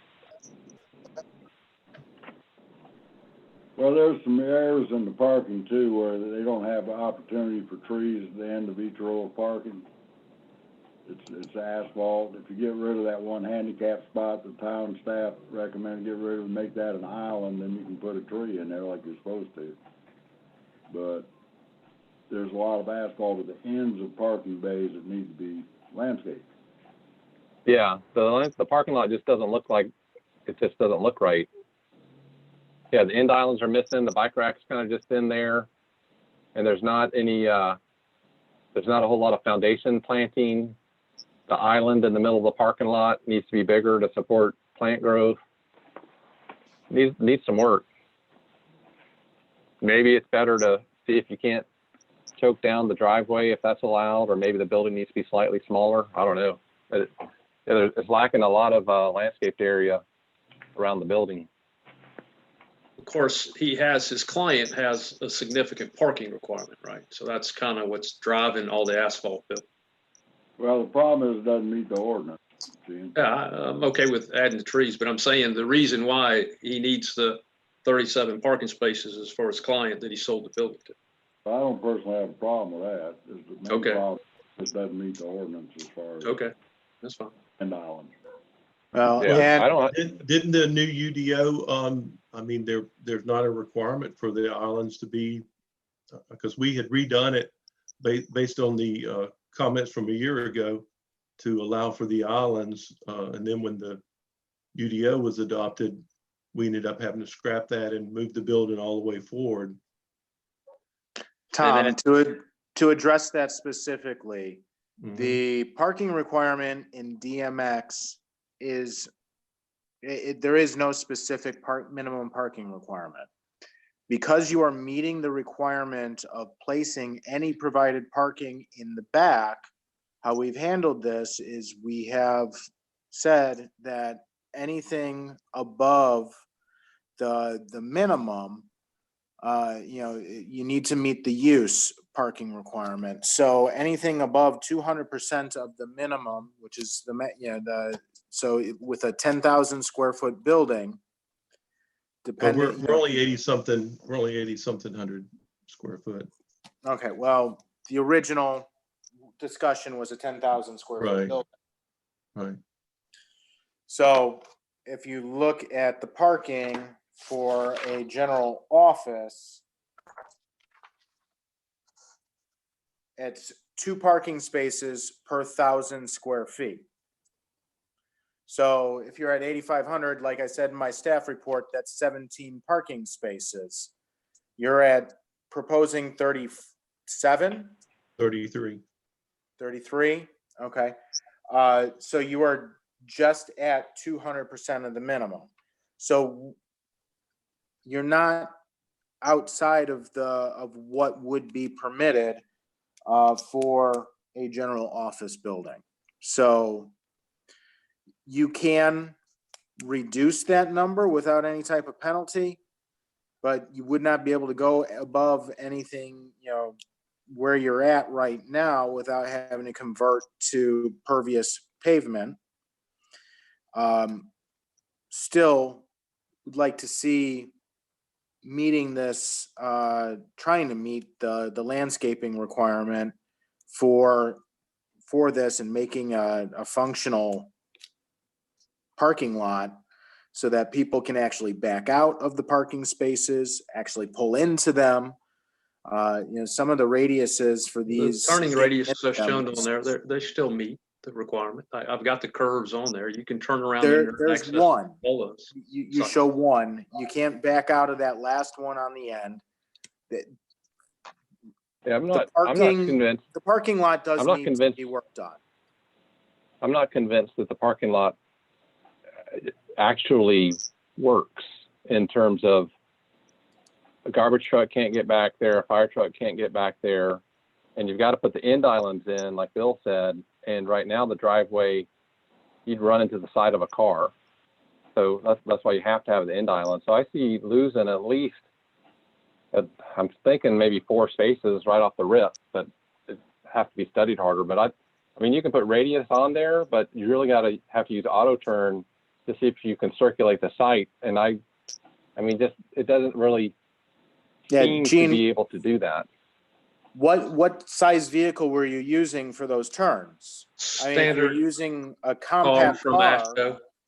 that's one thing. But if you're using a 20-foot long Ford F-250, that's something completely different. Standard for vehicular cars. And how is a garbage truck going to get into the site, collect the garbage in the refuse collection that's at the end of the drive aisle, and be able to make that turn? Straight in, backs up, and turns around and goes out. I'll draw it out. I'll draw it out for you. It's okay. I can do that. Staff has got to be comfortable with that, but from just looking at it, it doesn't seem like it works. But I can draw it out. Have to see what the Well, they'll see what the auto only turn lose 3 does. parking spaces coming up to ordinance on the islands. They'll lose 3 spots. Well, I think we got 13 in a row on the south side. That makes up maybe 4. Those are actually not necessarily applicable anymore. The landscaped islands and the number, the way that Gene has drawn this up, showing the overlap, the 60-foot overlap of the trees on the exterior, that is technically meeting the new ordinance requirements for landscaping in parking lots. The perimeter and the overlap is what is called for now. All right. Well, Island moving stuff's forward, not are there any other comments or questions from either the applicant or the board? Okay. Then we need to make a a motion of some kind?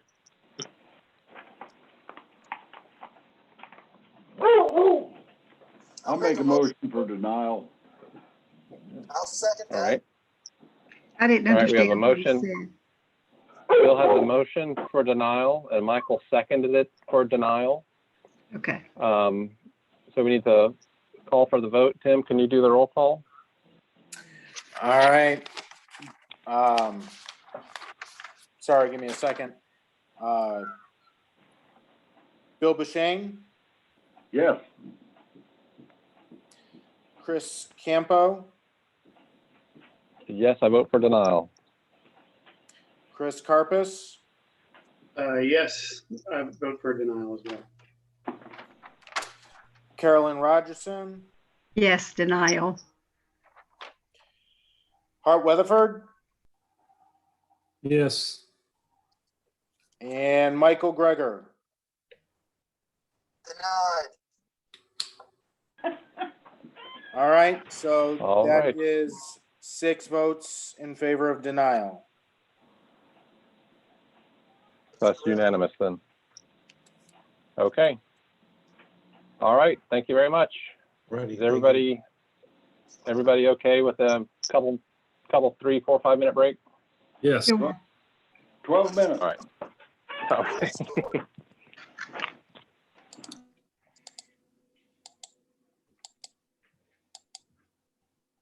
We don't have a lot of time.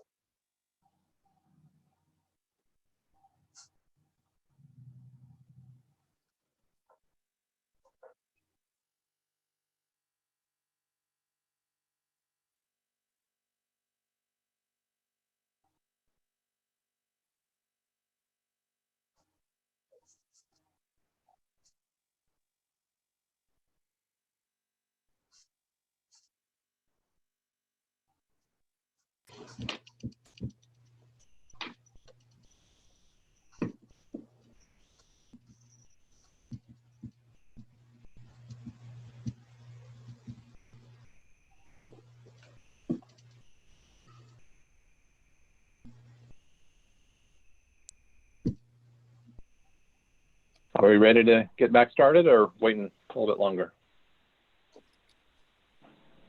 Ready, ready. Ready here? Tim, are you there? I am here. Carolyn? Let's wait a couple more minutes.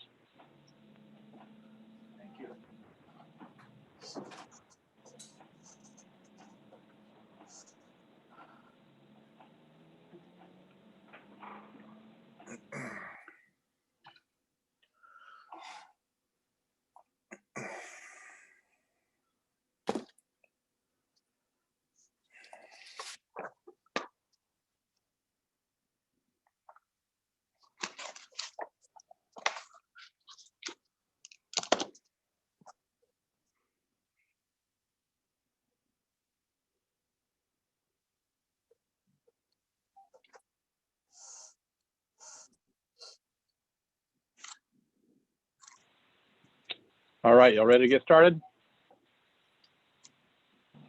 Is this for final or preliminary approval? There's a conflict between the minutes and the agenda and the general info staff report.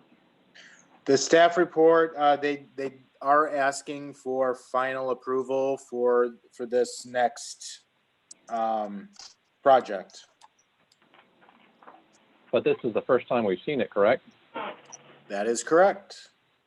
Well, they have Their enough application was for a final.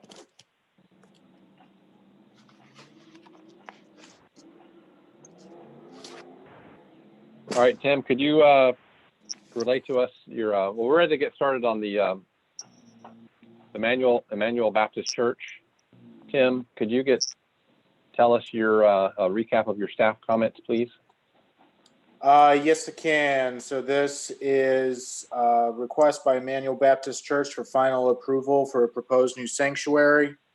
This is an existing church. There's already a building on it. The intent is to construct a new, larger sanctuary for their expanding congregation. The staff comments are as follows. The applicant needs to update the plans to address the TRC comments concerning the 36-inch live oak on the edge of the parking. Currently, it's being shown as being preserved. We don't see how that can possibly happen, covering up almost 50% of its roots. The plans are also showing parking on the adjacent lawn area next to the daycare. This had not been previously discussed or shown in previous plans. This area should remain grass and an area for preserved trees. It can be used informally, which I'm sure they're using it currently that way, as parking during services, but the plan should not show parking being designated for this area. If it's intended to be used for the designated parking, a tree removal permit would be required for the removal of the existing trees. Just as a note, the applicant has applied for a variance of the proposed height of the building. The application is on the agenda not for March 31st, which got canceled, but for next Tuesday, April 21st. That variance is to allow for roof height to exceed the permitted 40 feet. Their height to the ridge is proposed 43 feet, and the steeple actually is an additional, I believe, 15 to 16 feet above that.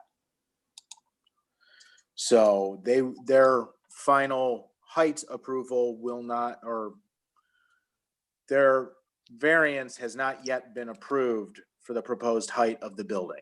That will potentially be heard, or that will be heard next week. I apologize.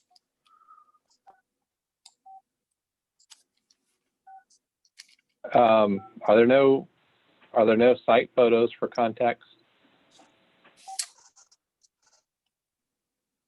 At this time, no, I don't think.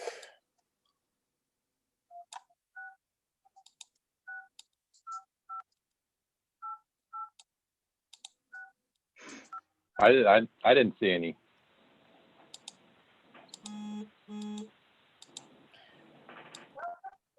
I don't I'm having a remember hard time. seeing it. The I'm just not existing, clear. I'm Go not ahead, clear Chris. where exactly this is. I'm not clear where exactly this is. Is this off of is, near the post office? no, other side, behind Brown- Alston. It's in the 3rd Street and Bryan. And then Brownsville? Yeah, the Boone Street lines up. Where is that? Oh, got it. It's about a block from this Alston. Yes, Right. Got it. very close. Got it. Yep. The existing building is a 1-story sanctuary. This is going to be a bit bigger. So I know that the pastor and the engineer are on here. We can turn it over to them if they would like to address any of the comments from the staff and then answer any of your questions. Sure. Very good. Hi, We're thank, glad this is to have Robert you. Davis. Can you hear me? Yes, sir.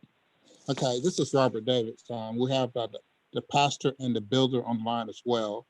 And we can start off with the site. And currently, the town of Somerville has a drainage easement through the site, which we are relocating that, which would go under the building, which can't happen.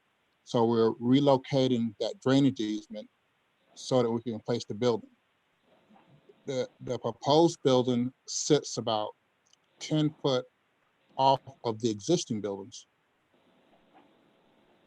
You know, the exterior, we plan the exposed side to the road of the building. We proposed it to be brick with the metal roof to match the metal roof they have there now. Adjacent to the property is a daycare where we show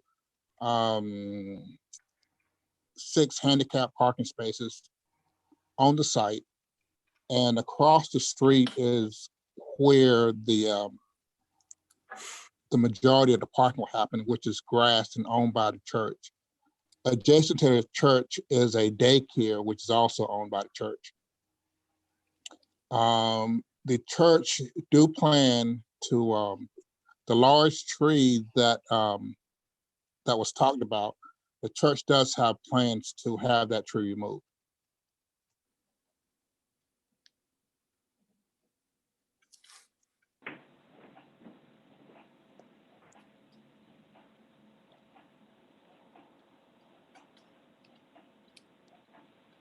Do you have pictures of the trees?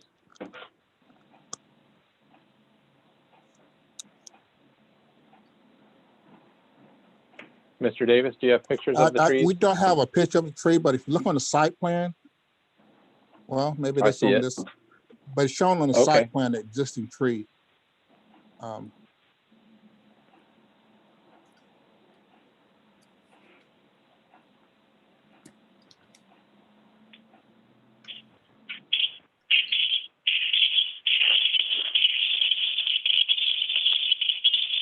Chris, can you see the street view? Can y'all see the street view? Yes. This is the Yes. tree in question. Right, that's correct. This where I have my cursor, that live oak that kind of leans over that way.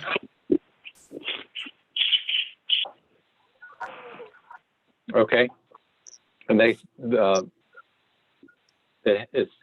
has not gone through the process yet for removal, to be reviewed by the town arborist.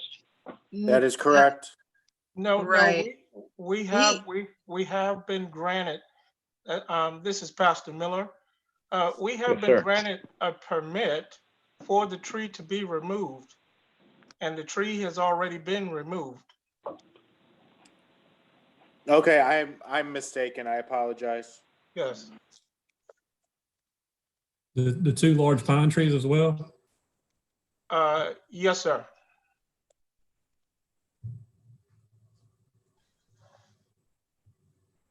Okay, Yeah, when they got the, when they moved the drainage easement, that it basically went kind of almost through the tree.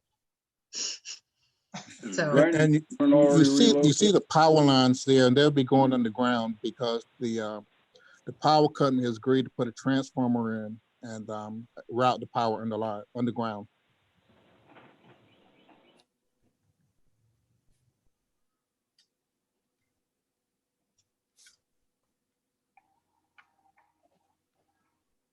all right, so are you building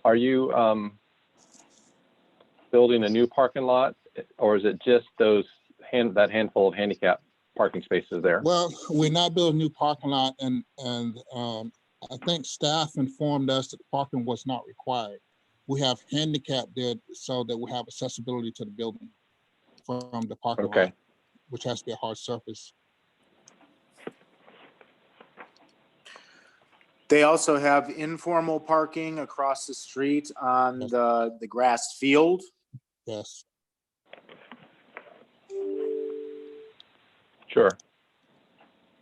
One thing on that parking lot is it would have to have an end island for a new landscape tree.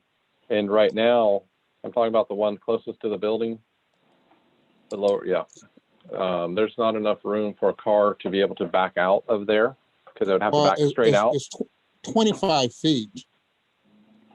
So 25 feet should be far enough for the car to back out.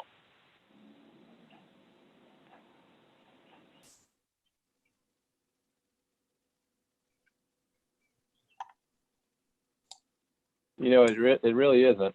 Okay. Because it's like backing straight out of a parking lot. Yeah. You have a sidewalk next to it.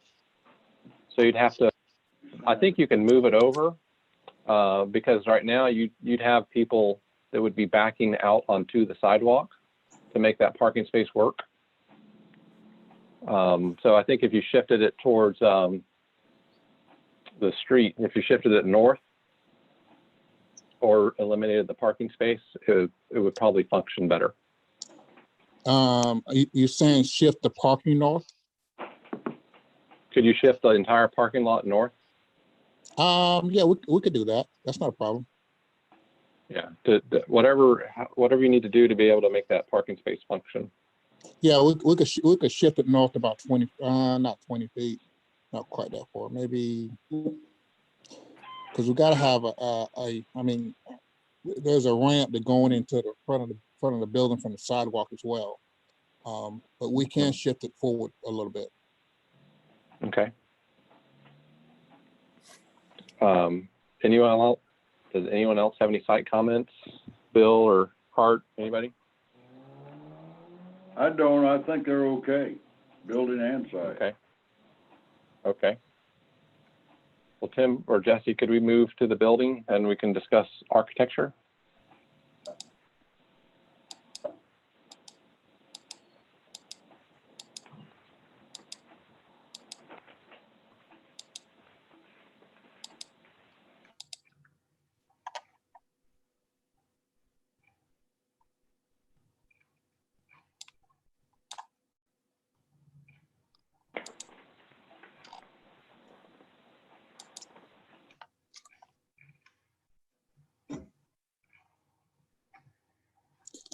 Okay.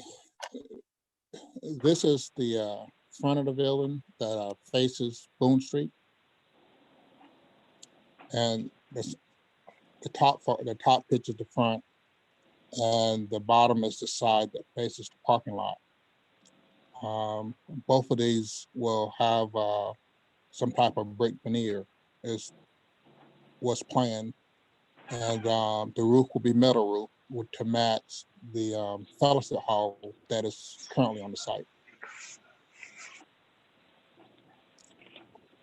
The windows are storefront type windows because basically the building is a pre-engineered metal building, which is wrapped in brick.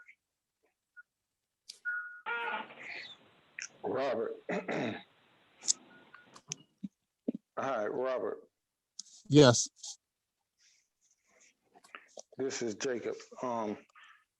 You know, the brick, the front shows brick. is this the time we make an ask, you know, the pastor, the congregation, were, you know, maybe looking at another alternate, you know, some Right. full. We have full brick or something like that. If you have some samples that you could show. You know, it's actually, you know, it's what we call a full brick panel. It's not actual brick, but it looks like brick, but it's a panel.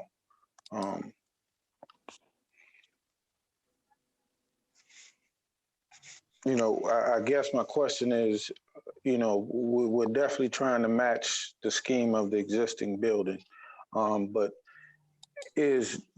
does this actually have to be a brick veneer front? Is what I'm saying. Could we actually use an alternate? I think you'd have to come for additional approval if you want that. And bring a sample. Well, I have a picture. Thin brick, by the way, costs more than full brick. Sir? Thin brick is more expensive than actual brick. I'm sorry, I couldn't hear him. I didn't hear his comment. Thin brick, like we used on the Walmart shopping center at North Main Market, is more expensive than actual brick.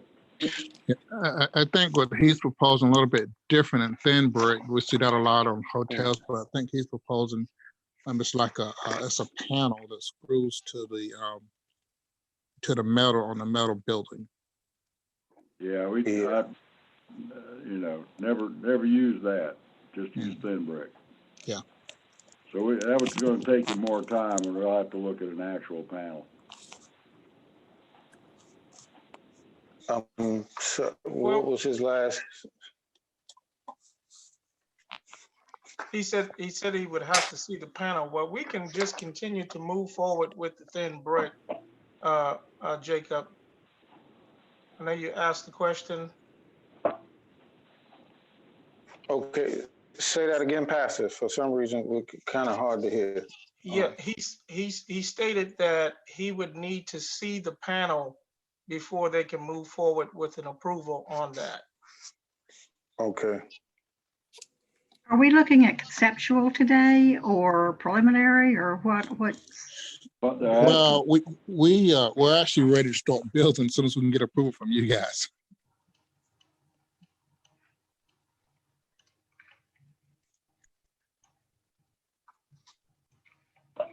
Yeah, typically it's requested final approval, right? That is what they requested. Wow. Pastor or Mr. Davis, it's unusual to go straight to final because there's so much information. Typically, we do conceptual first to give you kind of a direction to go, and then depending on where you are on that, preliminary and then final. So usually it's a 3-step process. So I think we're probably all kind of struggling with that right now to go for final. So I think we need to discuss it more, and we will, but right now. But so let's just see where it goes. But I would say it's unusual to go straight to final. So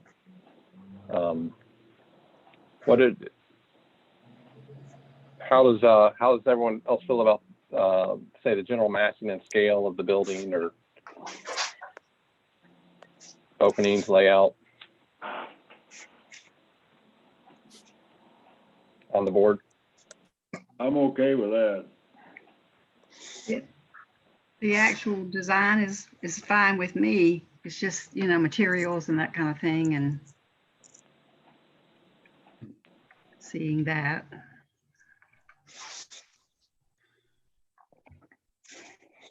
Michael's muted.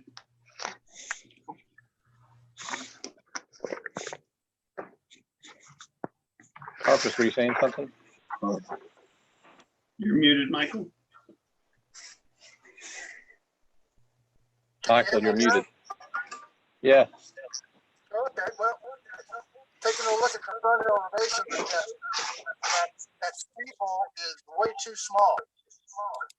needs to get a lot larger proportional wise. What's that? And the windows on the side, I know it's a two-story building, but the windows look dwarfed inside that elevation. That elevation really needs to be looked at as a proportion.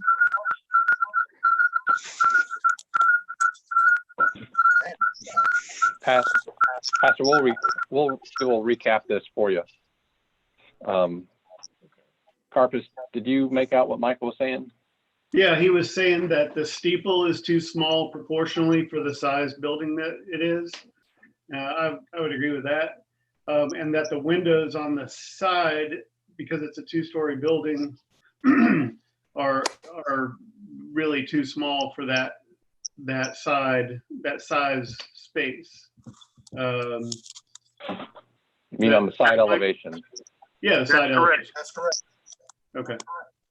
I would agree with that in that, you know, I like the use of brick, actual brick, whether it's, you know, thin brick or actual brick. It's going to be difficult to get. It's going to be difficult to get anything like a brick panel through the board. I don't want to speak for the entire board, but brick is brick, you know. And so, what material, Mr. Davis? What material is that above the brick? Well, we're looking at some type of cement siding above the brick. Okay. And the brick is, and we're only proposing brick on three sides. The size of the proposed structure that faces the existing structure, we're proposing some type of cement siding. Just like the drawing show. Yeah, pretty much.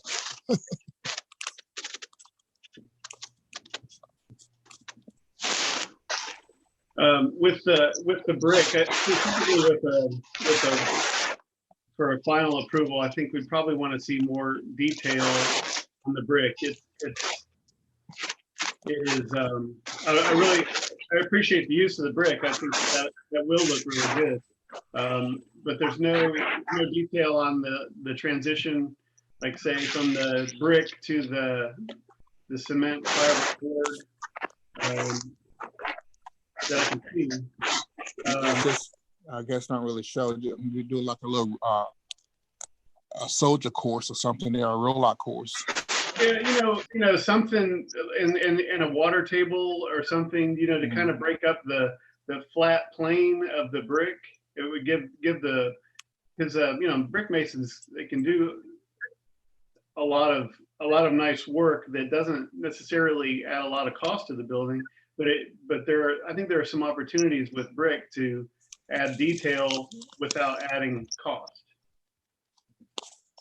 I would agree with that. It does lack a lot of detailing that would really be beneficial to the structure.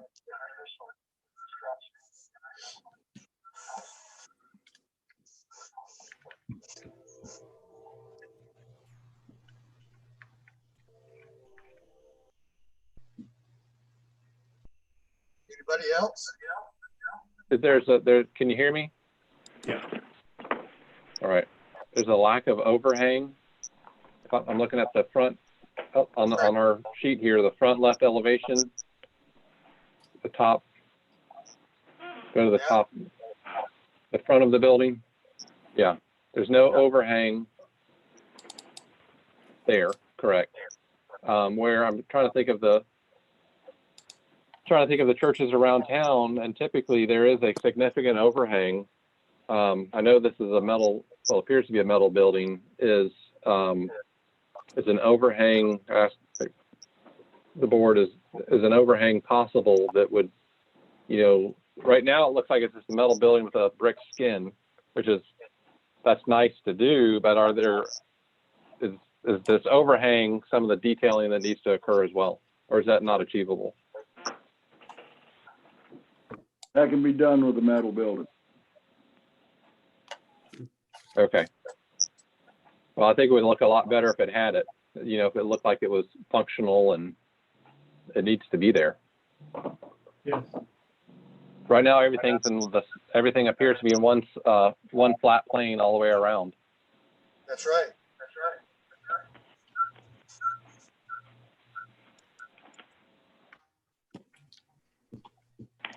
Robert, are you still on? Are you hearing their comments? My overhang is achievable. We're just looking at the most, using a pre-engineered metal building, most cost-effective way to do it.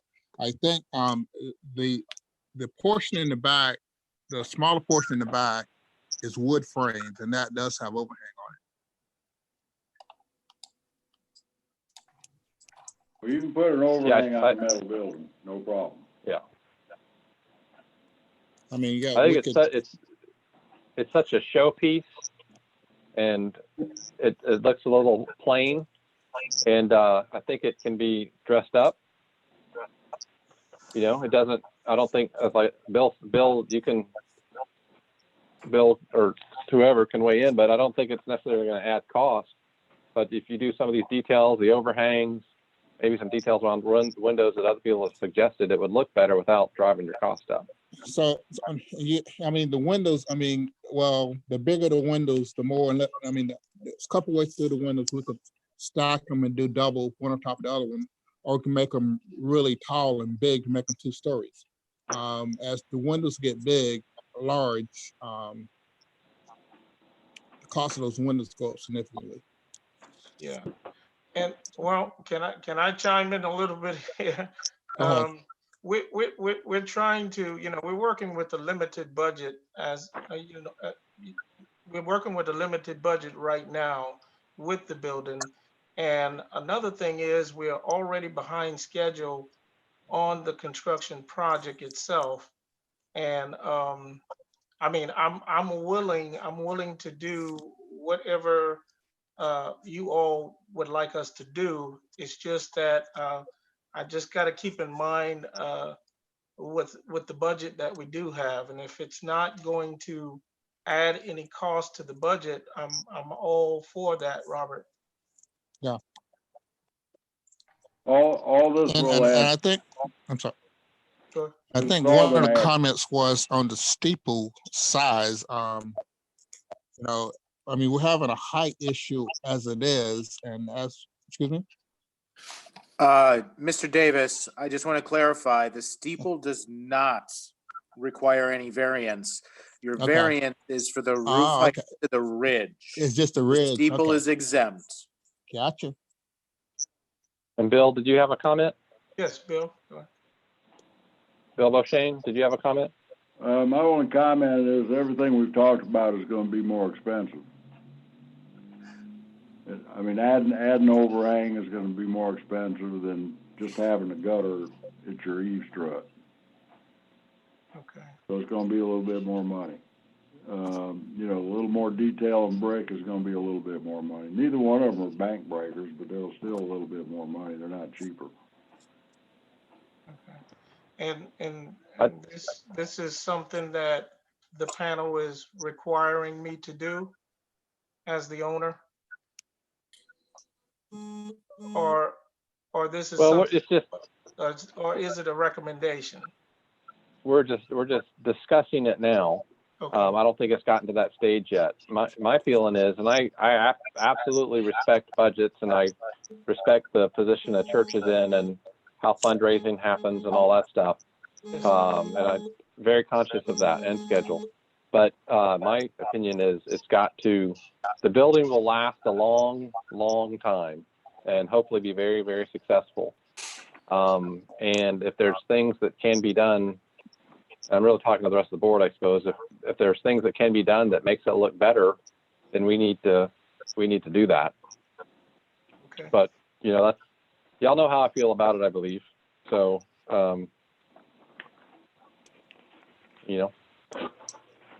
any other comments or suggestions or requirements from the rest of the board? I don't think they are at the final stage for approval on this with the changes that we're asking them to do. I agree. So what do we give them? That's the question. They're beyond conceptual, so I guess it's preliminary. And you can do that. You can give them preliminary approval. But they've got a pretty good bit of redesigning to do on this. Yes, sir. Well, we'll get it done. We'll get it done. What we need to do is we'll go back to the drawing board to see how much extra it will be to accommodate everything that you all are asking us for. And I promise you, we'll get it done. Well, and I would add that I appreciate the level of detail and the amount of work that's gone into this. I scrolled through all the drawings. There's a lot of drawings. We don't need all that. Okay. We really don't. We don't need the electrical runs, the plumbing runs, the structure, all that stuff. We probably only need a handful of sheets, not the 50 or 60 sheets that you had in there. Okay. Okay. Tim, is that a fair statement? Yes, that is accurate. I would agree with that. We're looking at design issues, not detailing like that. Yeah. What Michael's saying is we're looking at design issues. We're not looking at really technical issues right now. We're looking at mass, scale, and finishes. Okay. Can we take Chris? Yes, sir. Yeah. Can we make a quick poll so that we can kind of narrow down our request? There've been overhangs one, steeples one, and the windows is one, and then the brick detailing. That's 4 issues. Is everybody concerned? I'm not concerned about the window height on that sidewall because nobody's ever going to see it anyway. So is that going to be an issue with everybody else? If it is, then they need to address the window height on the sidewall. We've only How's shown everybody else about that? Is that window height a deal breaker for everybody or not? Oh my gosh. If it's visible from the public road, I think it is important. It's barely visible from the public road. I mean, Boone Street's a residential street, and then they've got a building in front of the side of this building too, an existing, nursery. That's correct. So it's not visible from Bryan Street. It's visible from It'd be visible Boone. from Boone if you're Boone coming only. down this way on Boone.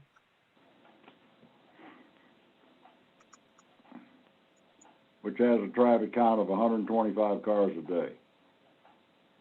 Yeah. Right. I mean, personally, I would get off the window kick on the sidewall.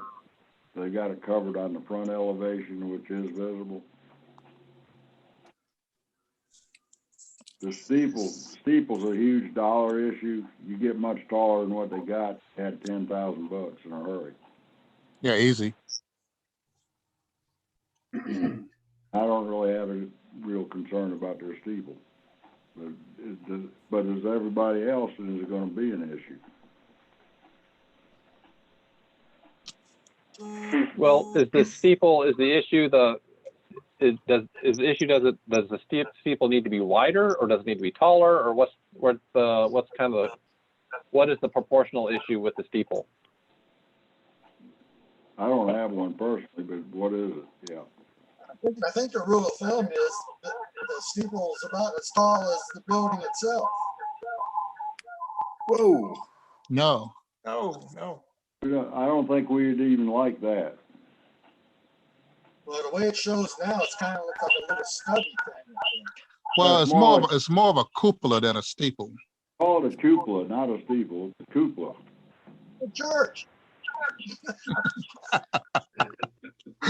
You can put a cross on a cupola. That's right. We'll call it something else and approve it. Well, and you know what? To that extent, if they got a cupola and it was obviously a cupola, shorter and fatter, all right, would that work?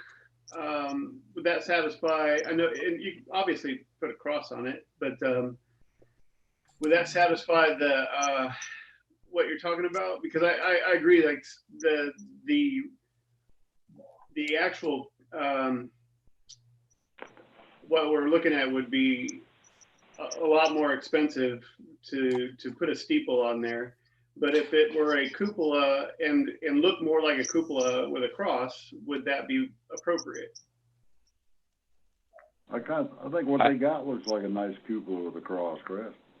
I think it does too. I mean, you know, they're trying to stay in budget, and it's not on a main street. I mean, if this was on Main Street, it would be a different situation, obviously.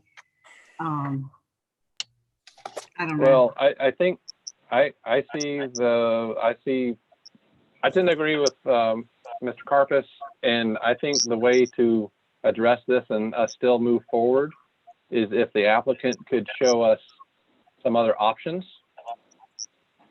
And I think Michael was kind of saying, well, it needs to be a lot taller, but if they could look at us, I mean, if they could come back with options that are maybe the similar height, but are bigger or wider, you know, that does look more cupola, like it's on top of Town Hall. Just give us some options that we can respond to that still fit the budget or sensitive to the budget, and that's how we can move it forward. I mean, since we're talking about budget, even when you start changing sizes, you're changing, because what happens, I have more surface area, we're in a high wind zone, so my overturning moment on my cupola get bigger, now the cost of my structure goes up. It's not just the cost of that structure, now the cost of my metal building is gonna go up because my overturning moment, I need more steel to hold it down.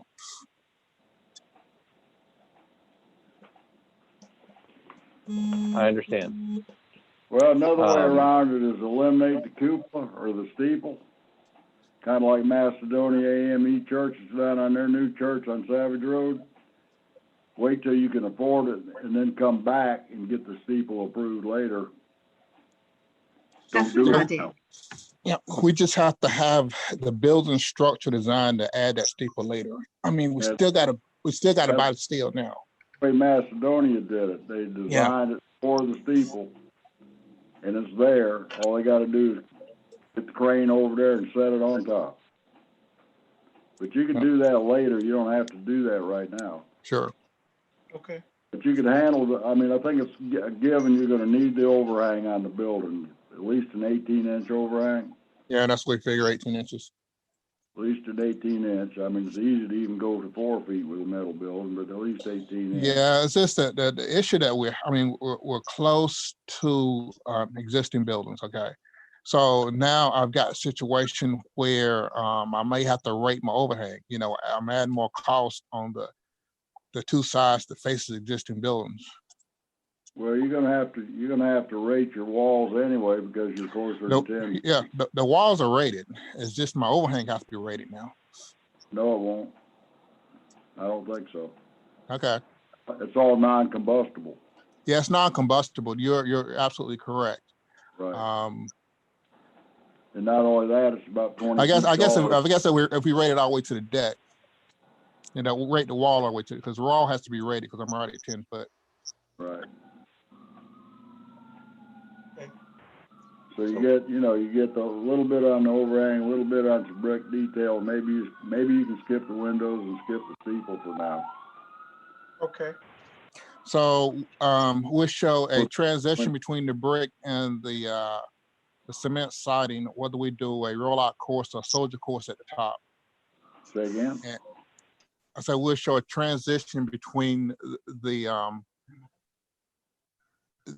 siding, the cement siding at the top, and the brick, and maybe we do a soldier course around the side that has a brick at the very top. I mean, you could use like a rollout. Yeah, I mean, right. All your windows.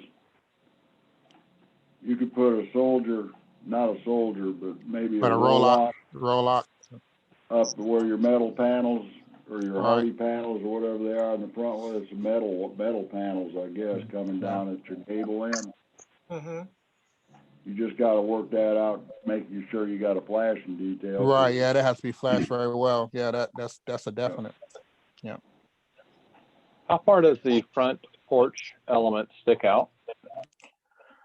Well, we're right on the property line. We're 10 foot from the property line. I think it's I don't need an exact, dimension because that one does not match the next sheet.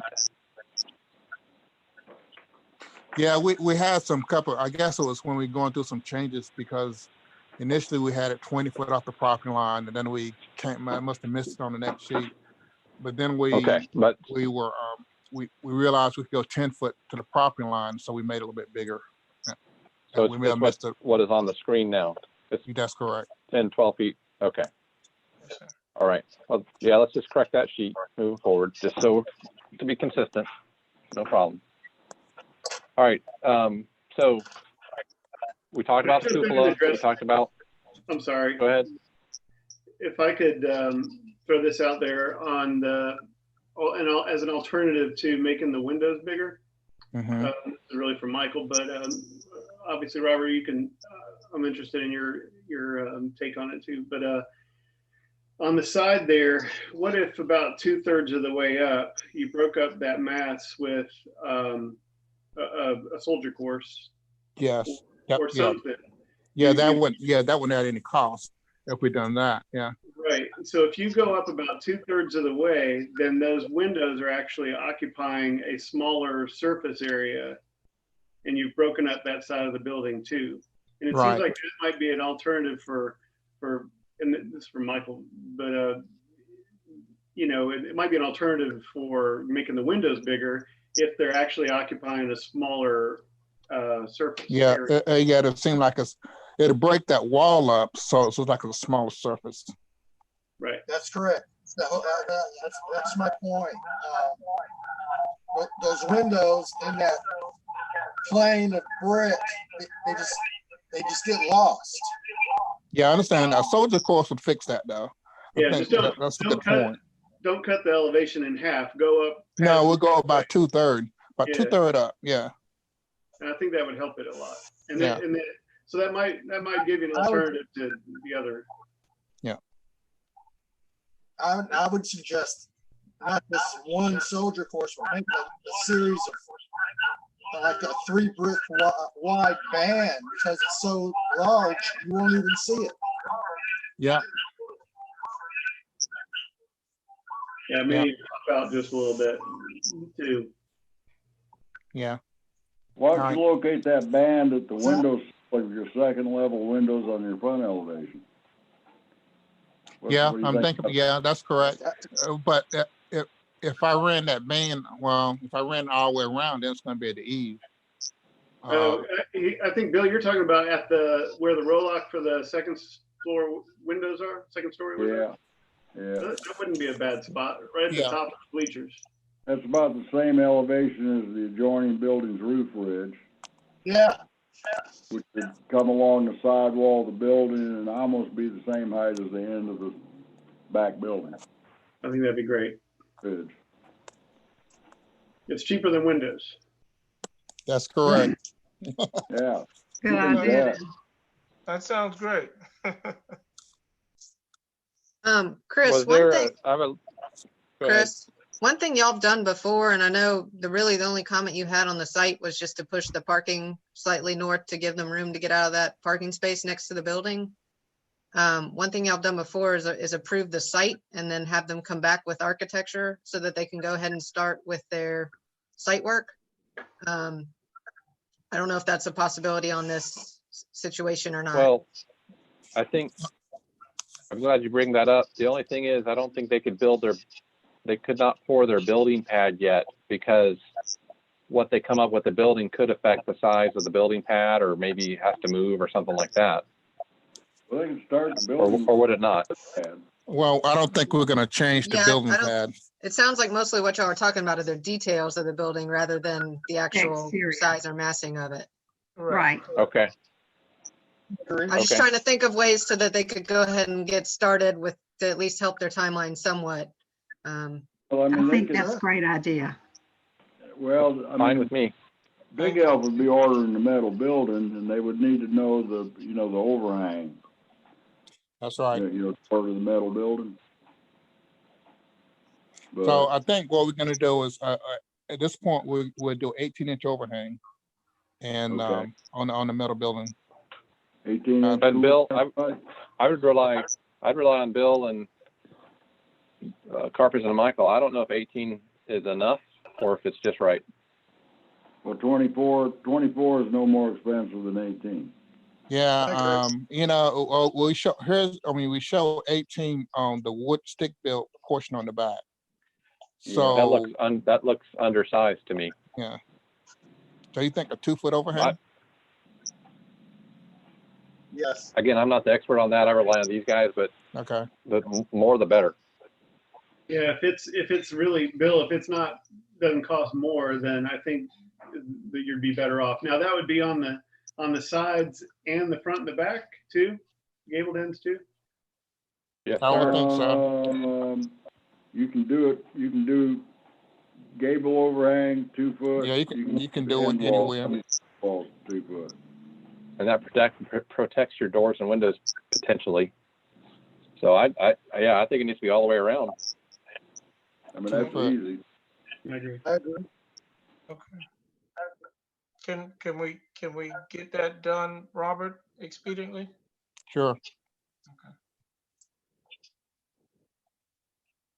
And that way you could go ahead and get the building ordered. You could do your concrete slab. So the only thing lacking would be some exterior architectural details you need to come back for, and we could give you.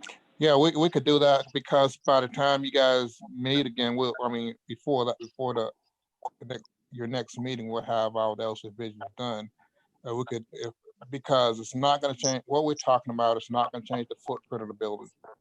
And you know, if we could get the okay, you know, to at least start digging the foundation, putting the plumbing in, because the footprint is not going to change.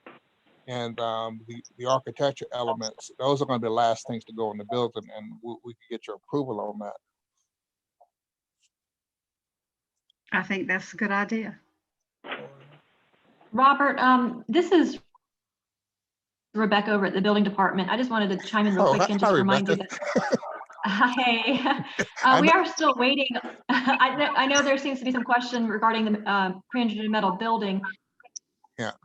But we do still need those plans, I guess, well, decided on. They're coming. Yes. They're coming. Oh, okay, I didn't know if some of these changes were going to affect that because we need that to be able to finalize the foundation. No, right, exactly. I mean, it will affect. I think we can get that information into the pre-engineered metal building company. You know, the only thing that's going to the overhang, and I don't think that's going to be a big deal for them to add that to the drawings they're producing. All right, it sounds like we are in a position. Sounds like we're in a position to make a motion, aren't we? I think so. And with that, I'll make a motion for preliminary approval with comment. All right, Michael made a motion for preliminary approval with comments. Is there a second? I think they're going to need final approval with comments to come back. Quasi. Okay, so let's ask staff that then. I think staff is going to have to tell us what they're going to need to move forward with the permit. I agree. Well, as you guys had discussed, what you could potentially do is give them final approval with the condition that the site plan be revised to meet the comment concerning the parking space, and ask that they bring back the architecture on the building for final approval at a later date. I'll second. So Michael, your vote, your motion did not get a second. So would you like the opportunity to just make a new motion? Well, I guess I'll just let me. So I don't know what's going on this time, You need to but, mute one of your devices. yeah. Michael, I think all you need to do is change that to final instead of preliminary.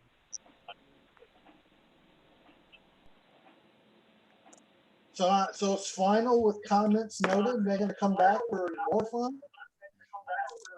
Yeah, I think the motion needs to state that it's final approval with the comments noted on the site. And that they need to return to for the final architectural detailing on the Yes. building. Okay, I'll make that amendment to the motion. Okay, is there a second? I'll second. All right, Tim, could you call for the vote? Yes, so Bill Bashang, Yes. Chris Campo, Yes. Chris Carpus, Yes. Carolyn Rogerson, Yes. Hart Weatherford, Yes. and Michael Greger. Yes.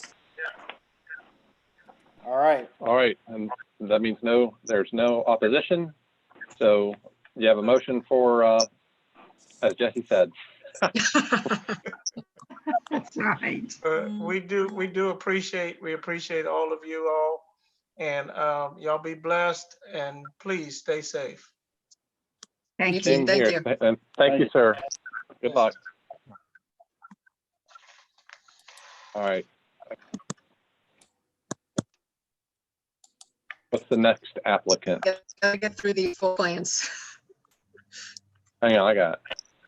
Next applicant is Village at Somerville Community 24-bed memory care facility.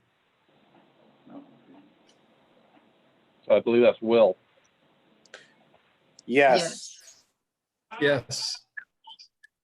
Give Tim, me do a you want to second. give I an have to do intro? the same thing to get to my staff report. Sorry, I'm still trying to get there.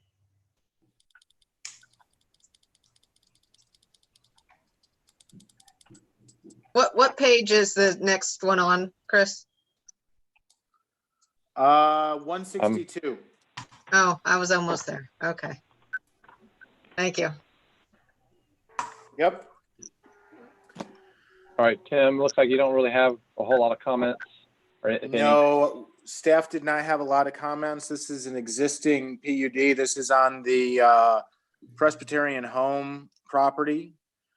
To give background, the site that this is being built on has previously been cleared. There was a building on this previously that has been demolished, and the intent is to build a 24-bed memory care facility, single story, as you can see from the plans. Staff really had no major comments in regards to this.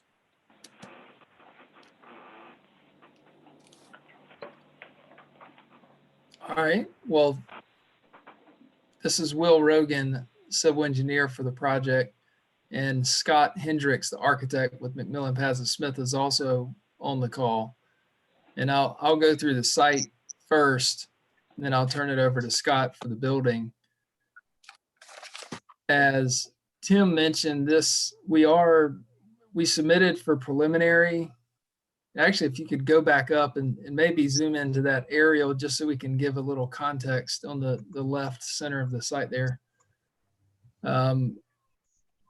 We have gone through the new TRC process back in late February for this site. And this is part of the Villages of Somerville PUD.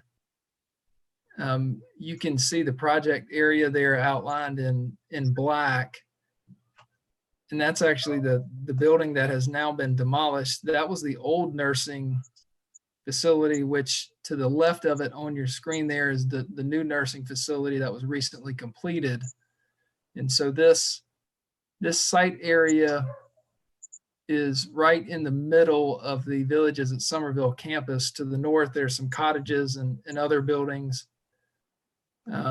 before you get up to the industrial space across that easement to the north. So just to give you a little context there, if you could go to the site plan.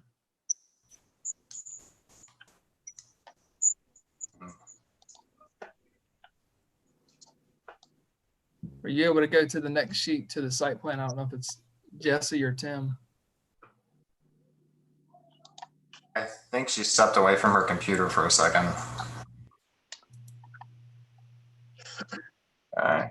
Yeah, I don't have control of it. Okay. Jesse. Well, I can still talk. So the site area that you see is about 1.5 acres in total disturbance. And there's a single story, as you mentioned, 24-bed memory care facility that will be housed there. And it will back up to the other existing buildings. We are providing a courtyard that will be heavily landscaped. And there we go. If you could go to the C501, that's the site plan, a couple more sheets down.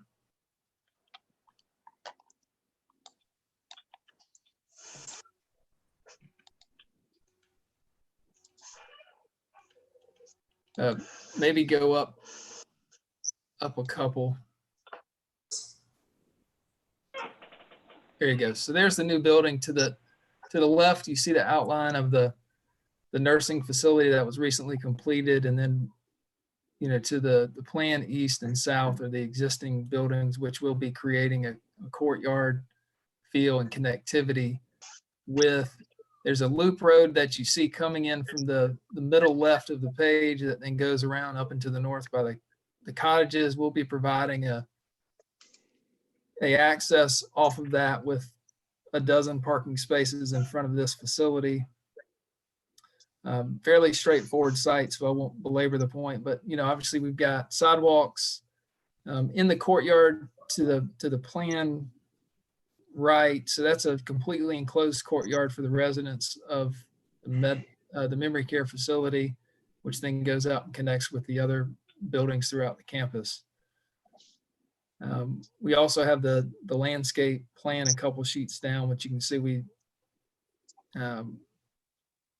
the current area is pretty much cleared and open from the demolition of the previous building, but we've heavily landscaped that just to help fit in with the character of the surrounding community and campus. So again, this is right in the middle of the campus, so we're just trying to match the feel and continue that. And I'm definitely open for any questions when we get to that point, but I'll turn it over to Scott and he can talk about the building. Sure. Hey, good afternoon, everybody. My name's Scott Hendricks with McMillan Pasden Smith. Jesse, if you want to advance forward, I think we have a floor plan in this package, and then there's a sheet of architectural elevations. Maybe park it on the elevations. The building itself is about 16,000 square feet. It has, as Tim mentioned, 24 private beds and then some associated common living spaces. And it's in 2 households that surround the private courtyard. The building materials itself, we're sort of taking some cues off of the recently constructed skilled nursing facility that's adjacent to this. You got a low brick base and a brick water table. We're using some brick to accent some of the higher gable areas. There's some nice brick detailing in that spot. Fiber cement plank siding, fiber cement trim for the corner trim, the fascia. And then we've got some heavy timber at the main entrance. And then we used predominantly an architectural asphalt shingle with some elements of standing seam, silver metal roof, where you have porches or an entry element. And that material mix sort of is a nod at what was done over at the existing building, the new existing building, the newer existing building, I should say. This elevation that Jesse's got on the screen, this is actually the rear. There is a mechanical well on the back of the building that's behind the main ridge line. So it is hidden from the main community road. And hopefully most of the equipment is also hidden from the private courtyard. And then Jesse, if you want to scroll down, that is a flat elevation of the main entrance. So you can see the heavy timber at the main entrance. We use those dormers sort of pop up at certain community spaces inside. And then there on the right, there is a small prefabricated metal canopy that goes from a staff entrance to the new building over to a service entrance at the existing kitchen. This building will be served from the main kitchen, so staff will be coming back and forth from that portion of the old building to the new building. Windows are mostly fixed, aluminum clad, black wooden windows. There are a handful of casement windows that are operable at community areas where staff will oversee the residents' use of those windows. Goblin gutters, and I'm almost running out of things to talk about. Materiality, when we submitted this back in February, we had not done any finished renderings yet. If you would like to let me screen share, I do have some renderings that we've done for the client recently. I can do that. Got those ready. There we go. Can everyone see? Yes. Okay, that is a yes. The top is the front, sort of from the community road. That angle would be taken from the staff parking lot, really kind of looking at the front of the building. And then there's just another angle of the front and the bottom left. And then the bottom right is an aerial looking over the courtyard and into the back porch. It's a red brick, similar to what's existing on the building. And then we're going with more of a gray tan on the siding instead of the yellow that's over on the new building. Hey, this is Will again. Just two things before I guess we turn it over for comments and questions. First off, I should have mentioned this in the very first agenda item. I'm extremely thankful and proud of everybody on staff and town, everybody for pulling this together. I know it's probably been an undertaking to get just this environment and everything put together to have this. So a big kudos to everybody involved, both with CDRB and with the staff. So Jesse and Tim, nice work there. And thanks to Zoom for doing this as well. The other thing that I wanted to point out, we have submitted for preliminary. I know in a few cases in the past that we have submitted for preliminary but been granted final. So we would love to have that opportunity if you see fit. We have, like I mentioned before, we have gone through the TRC process.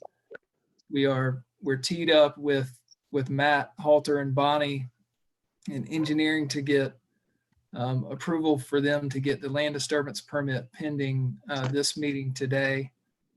We were on the original agenda for the March meeting, and that got canceled due to the corona. So we would appreciate any consideration there. And we've also with Somerville CPW, we've gotten approval for them for the water and sewer. So we're excited about the project. We think it fits well within the campus, and hopeful that you guys would agree.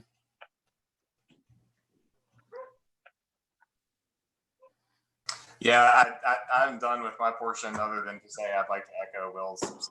I know it's not easy, but we appreciate what the board's done and what the town is doing to help business keep going. Would you like to leave this on the screen or go back to the submission? I'm fine with leaving it on the screen. Does anyone else have a preference? No. Any initial comments from the board? You were saying that this blends in with the buildings that are there, including the rehab buildings that y'all just did? Well, I would like to have done that, but we did not do that. The new building that is across the main road from this it looks very similar to this. And it is their new skilled nursing facility. And it's probably 78,000 square feet. So really, we've sort of emulated one household of that larger building that has 4 households. And then that's where we got most of the massing and most of the form from. But then generally back in that community, there is just a lot of brick and more vernacular low country architecture. I think most of that facility was 60s and the 70s. So it's a lot of brick. It's a lot of low slung brick. But the color? Well, The color is similar? The brick color, yes, ma'am.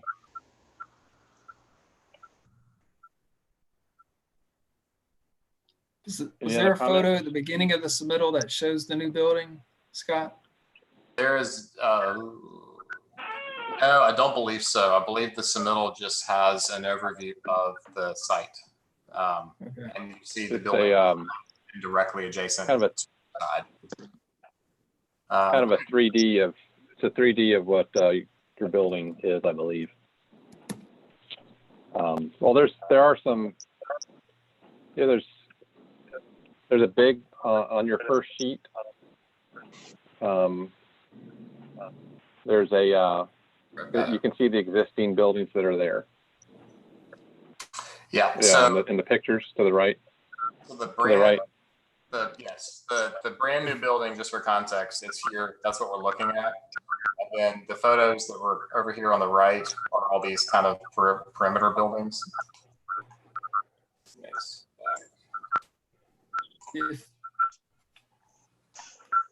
And Could you go back to one of the building elevations? Sure. Could you go back to one of your building elevations?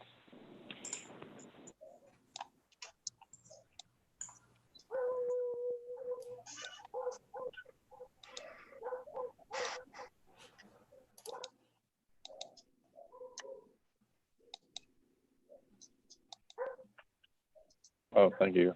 I think it looks great. I think y'all have done a good job. I like where it's going. Echo your sentiment about being thankful to staff and everyone for their patience on this process. I know it's hard for everybody. The only issues I have with the building, and it's really just a discussion that I'd like to hear your thoughts, is 2 things. One is, and I think Carpus had this comment earlier on another building, was how the metal roof hits asphalt shingles, and if that's the right thing to do. And the second would be, I'm just the brick in the center of the gable that kind of goes from floor to the gable. This kind of looks like an arrow, and I'm not just that's not pleasing to the eye initially for me. But I'd like to hear your thoughts or anyone else's, any other board members' thoughts. Or Scott, you feel free. Something that might mitigate that is there's a combination of different roof slopes to kind of accentuate entrances and also the element on the left there. It might be such. I mean, what is the slope of the roof? The bulk of the roof, is it 4, 5, and 12? Let's see.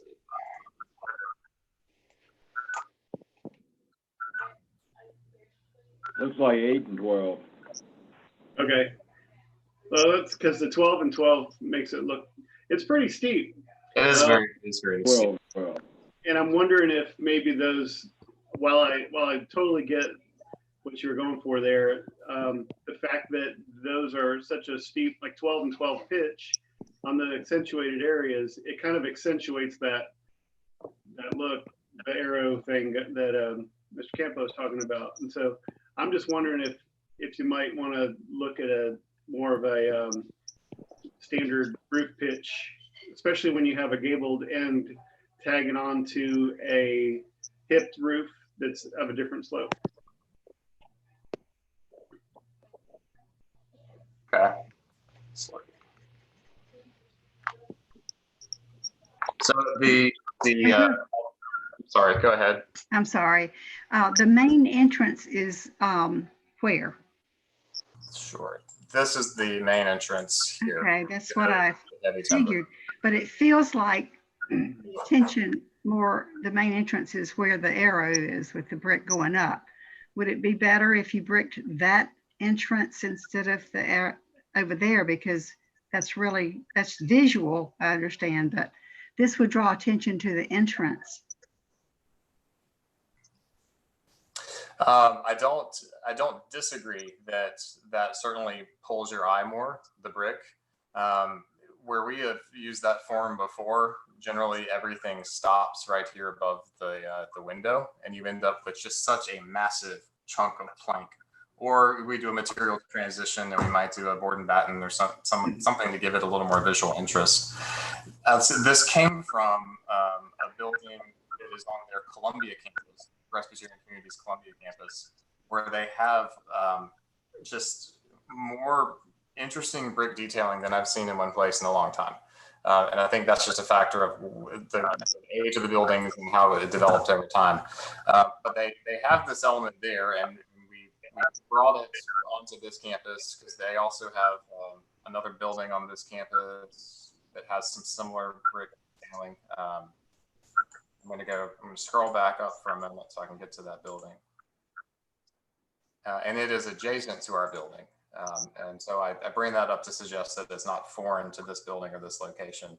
This building on one of its other elevations, and then the newer building that's adjacent to it, also has some interesting play with recessed brick, soldier coursing, just different ways of laying the brick. I rather prefer the accentuation, honestly, and we changed the roof slope so we didn't just have, we had some more interest, and we wanted to make it very sharp. I understand that's valid. Your comment is very valid. The entry, I think, if you look at it in perspective, I would say that the porch and the heavy timber are what drive me to believe that is a front door, but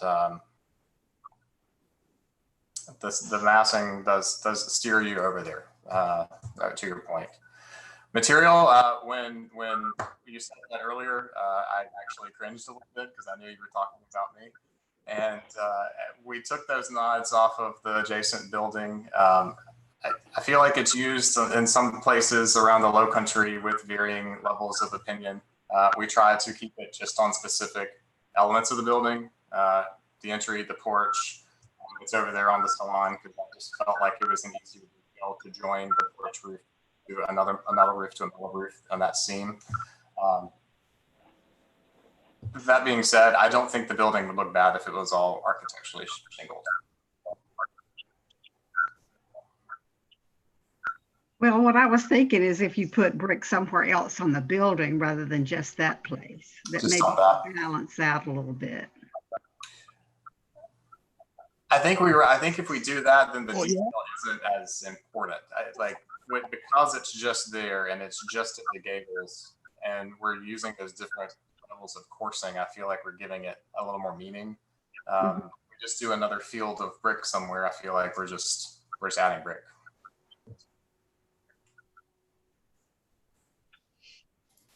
Well, isn't this, if I'm looking at the site plan, and it looks, and you can see it on that perspective you have right there, that is let's just call it an arrow, is the terminus of that road, is it not?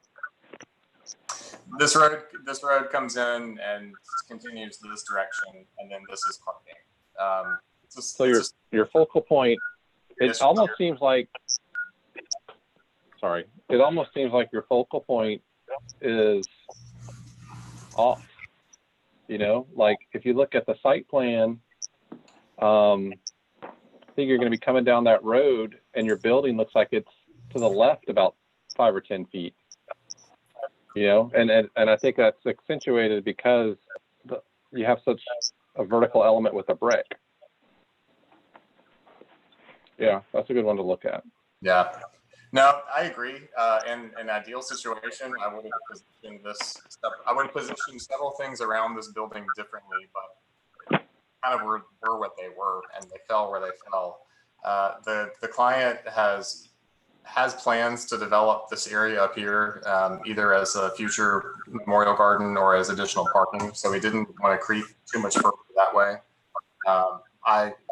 The entrance made sense to us where it is because we needed to fit it right there by the parking, particularly the handicap parking. I think if you were to, I think that it has two solutions, two possibilities. One is the entire building has to slide south so that it lines up with that center point axis. Or second, remove the vertical from the building right there. You know, that way it's not, I think your eye will adjust. Right now, I think the building looks off. I mean, I think you're going to be going down that road and it's going to be like the building's 5 foot off or 10 foot off, or whatever that is. I mean, that's just. You know, of those two, just for a point of discussion, for those two, I would be more interested in exploring moving the building because I want to stay true to the architectural element that is everywhere there is that gable, there is that brick detail, and that is part of the language that goes around the building. My knee-jerk reaction is I don't know if we have room to do that because I don't want to approach too much closer. Part of the issue, Chris, with moving the building south is we've got sewers, storm drainage, and telecom all looping around the south side of that building that serve directly to the south. Yeah, directly to the south is the service area and the kitchen. And you can see on one of the renderings that sidewalk that connects down is actually a covered canopy to provide all-weather access from the kitchen to this building. So in that vein, it wouldn't be worse to be closer, but we're limited in space there with what's well, yeah, I would agree, and I know we're going to talk about this a bunch, but you don't need to go move. You don't need to move existing utilities because that's really expensive to do that. You know, if that's what you're saying, but I do think that you need to rethink that one particular elevation. I think you need to restudy it. And I hear what you're saying about that element is repeated everywhere, but I don't think the person that walks around that building will pick up on that. And most people probably won't walk around it. Right. That's fair. Yeah. Isn't the south elevation on the architectural drawing really the east elevation? I'm sorry, sir, the east elevation? Yeah, you got a labeled south elevation where your entry door is on your architectural elevations. And if you look at the site plan, your south elevation is actually what you've got there is your east elevation on your site plan. And you drive in that road and then you take a right turn and you park right in front of the front door, which makes sense. But it would be the east elevation if you're looking at the north arrow on the civil drawing. It'd be the west. Yeah, it'd be the west, excuse me. Yeah. It'd be the west, but it ain't the south. Yeah. Right. No, that is a mistake. But in any event, you park right at the front door. What's wrong with that? That's the only place you can park there. That's right. And so staff parking is existing and it's over this parking lot. The programming of this particular building does not warrant a lot of parking, mostly family visitors. Exactly. You've got the accessible parking in the front here. And then they also anticipate their main entrance is in this portion of this existing building, and there is a large parking lot in that area. So they anticipate that visitors will be coming from both. But the front door in question is, you know, and the floor plan is marked entry vestibule, so that, you know, it's pretty well, it's a dead giveaway. That's the entry. That is interesting. I don't know how everybody's going to get lost here because of the brick. You just drive up to the front door, get out of your car, walk in the front door, you're there. Then on top of that, this thing's hidden in the back of the world of the Presbyterian home. Nobody, except their unfortunate few, are ever even going to see the building. Yeah, it is. It is We ought on the to back approve side it, of the move on. campus. I'm good with moving on. Let's move on. Yeah.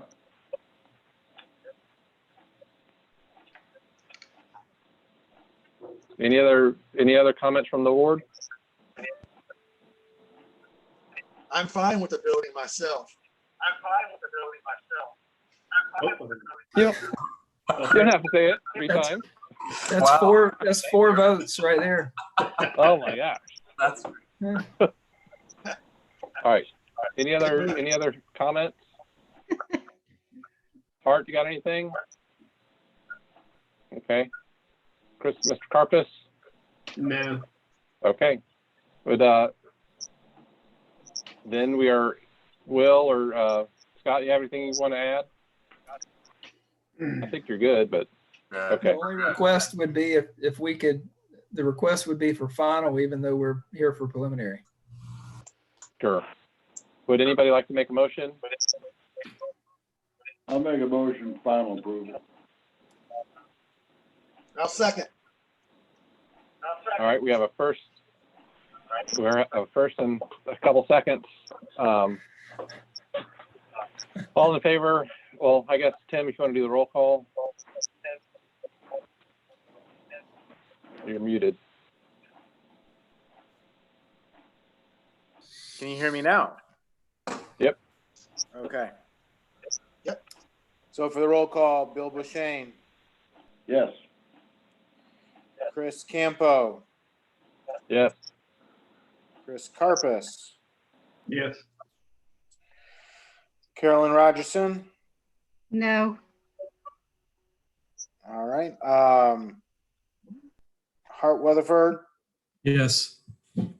and Michael Greger. Yes. We got. All right. So that is 5-1. All right. Any other discussion? All right. Thanks, guys. Thank you. All right. Final. I'm sorry. Anybody?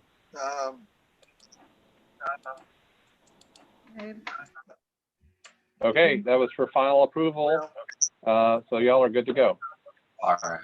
Thank you very much, everyone. Stay well. Thank you. You too. All right, next up is the